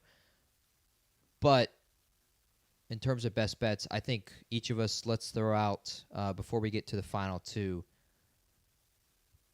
anytime touchdown. Who you got? Pick one guy, scores a touchdown in this game. I've got a specific stat that I think plays a factor, but what about y'all? I'm going to go A.J. Barner. I'm going to go, and I imagine he's going to be probably, the 5th or 6th best odds behind Diggs, Stevenson, I'll pull 'em Kupp, up. and JSN. And I just like that because I think that the Patriots are going to be keyed in on JSN. And I do think JSN will score, but as far as value goes, I think is JSN the betting favorite as far as anytime touchdown No, score? Kenneth Walker is. Okay, yep. And then I think it's, Kenneth Walker at minus 200. JSN is a favorite at minus 114. And then the next closest is Ramondre Stevenson. A.J. Barner is tied with Hunter Henry for the 4th best odds. Okay, so I'll take A.J. Barner. Yeah, give me Kayshon Boutte. Ooh. I think he's gonna maybe a 33-yard touchdown reception. Wow. You got the yardage in there, Mhm, too. yeah. He's locked in. For me, I went with Seattle receivers. New England this year is not good in terms of giving up receiving touchdowns. They've given up they're 24th in the league in terms of touchdowns that they give up to wide receivers. And so I went ahead and bet on each of the Seattle wide receivers to score a touchdown. Of course, JSN is easy, but Cooper Kupp, Rashid Shaheed, and Jake Bobo. Those would be my 3 anytime touchdown bets that I would consider having because New England's not been good against receivers this year. So I'm going to take Cooper Kupp, Shaheed, and Bobo. Maybe all three of them score. And that would be massive, of course. Last year we did really well from the touchdown perspective. Those would be my anytime touchdown bets personally. The last two are Gatorade color and then the over-under on the point total. We'll start with the point total because that comes before the Gatorade, more than likely. You can bet on it, of course, for the Gatorade to come before the final whistle. You can bet on anything in this. For me, the point total for this game is 45.5. There have been 3 occurrences in Super Bowl history where 2 top 5 defenses played each other in the Super Bowl. In fact, those 3 have came in the last 8 Super Bowls, and it is the last 2 years with Kansas City against Philly and Kansas City against San Francisco, and then Super Bowl 52, which was one that Sanders mentioned earlier, Philly versus the New England Patriots. In those 3 games, we've seen an average of 61 total points, and each 3 games have been over the 45.5. This line started at 47.5 and has been bet down to 45.5, meaning the public really likes the under. I like the over. Yeah. I think it's one of my best bets in this game is the over. When you look at Super Bowl history, a lot of teams score because you have defensive mishaps, but I also do think you have turnovers that give short fields to teams and change the game. So I like the over on 45.5 total points. Sanders with his score prediction also predicted that. Yep. I predicted 52. Sanders predicted 52 as well. Jack, you got to... I'm taking the over. I like it. I think if I'm predicting a high turnover game, that just is going to lead to more points because shorter fields to work with. Maybe there's even a defensive touchdown. Yep. We talked about the special teams fireworks these teams have. So maybe there's, even if you don't have a special teams touchdown, maybe there's a 60-yard punt return, and then you got to go 20 yards. I think there's a lot of avenues for, even if the offenses don't have fantastic days, a lot of points to be scored. The last one is Gatorade color, and this is one I haven't bet on yet, and I don't really have a consensus on it, but I do think we should predict it because it's one of the most popular ones. What do you guys want the odds first? For sure. Okay. Yeah, give me the odds. The favorite is blue Gatorade at plus 200. The next favorite is orange at plus 250. Then you have Hold up, I mistyped. Orange or blue is plus 200. yellow, like lime color. Lemon lime, yeah. Lemon lime, whatever you want to call it, at plus 270. So plus 200, plus 250, plus 270. Then there's a gap where purple is plus 700. Water to be poured on the coach instead of Gatorade. So clear water, plus 700 as well. And then red, which would be insane. I can't imagine having red Gatorade at a game. But red Gatorade at plus 1,000. Those are the odds-on favorites for the Gatorade color. And I have not bet on this. I don't know how I feel yet. But what say y'all for the Gatorade color? So in my head, I had 2 colors, orange and purple. And I was slightly leaning orange, but then it's like if purple is plus 700, orange is plus 250, and I still feel pretty good about purple. Maybe I should go purple. Maximize your value. But no, I'm an orange guy. Like if that's my favorite Gatorade flavor out of like the semi-standard flavors. So I'm going to take orange. I am going to go lemon lime. I feel like lemon lime is a very safe bet as far as Gatorade goes. So I will be going the lemon lime because I don't know. I feel like it's a pretty consistent a flavor that's commonly used, right? I feel like some athletics, in athletics and athletic training, there are some Gatorades they actually just don't use because athletes don't like them or they're too sugary and stuff. In fact, lemon lime is a pretty heavily accepted flavor for usage by athletes. So I'll go lemon lime. I very rarely actually see red Gatorade used in Mississippi State coolers. It's not a very used flavor. I just think with red 40 as a coloring. Yeah, no one wants that dumped on them. It doesn't taste very good. Probably stains your clothes.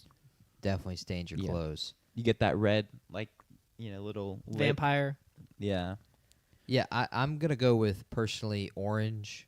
If I remember correctly, we haven't seen that in a few years. I know last year was lemon lime. 2 years ago was purple. And after that, I can't remember, but I don't think we've seen orange in a while. And I do think we see orange in this game. And it's different from sideline to sideline, isn't it? Yes. It might even be different from cooler to cooler, which is crazy to think about. That like you might break, make it or break it based on Who which picks up the water yeah, cooler is scooped they up. grab. That's scary to think about. Your life savings could go down the drain based on which cooler the third string defensive tackle grabs. I This can't is wait for why the you scandal on only that. put limited units on Gatorade color.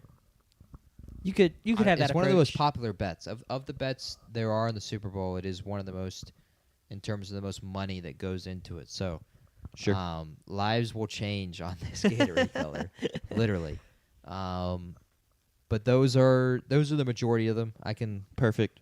Yeah, I've got some other weird ones, but What I need is people who are on the side, like who are like on the 50-yard line, like seeing what color it is as players get it, and then leaking that so that we can get or do you think the betting closes at kickoff? it closes at kickoff. Oh, Yeah. that's So tough. you could figure out if you have a chance, but there's no way to like rig it. Sometimes they'll close it an hour or two prior as well. Oh, that's if that- really tough. If they will void any bet post public information being available. Well, okay. They don't have to know public information was available. It could be private information. It could be. That's They have called eyes having everywhere. an edge. Yeah. All right, good stuff. Yeah. I'm interested to see how this plays out. Congrats to us for making a 2.5-hour show solely on the Super Bowl. No, You know, this was supposed to be never ceases to. Amaze.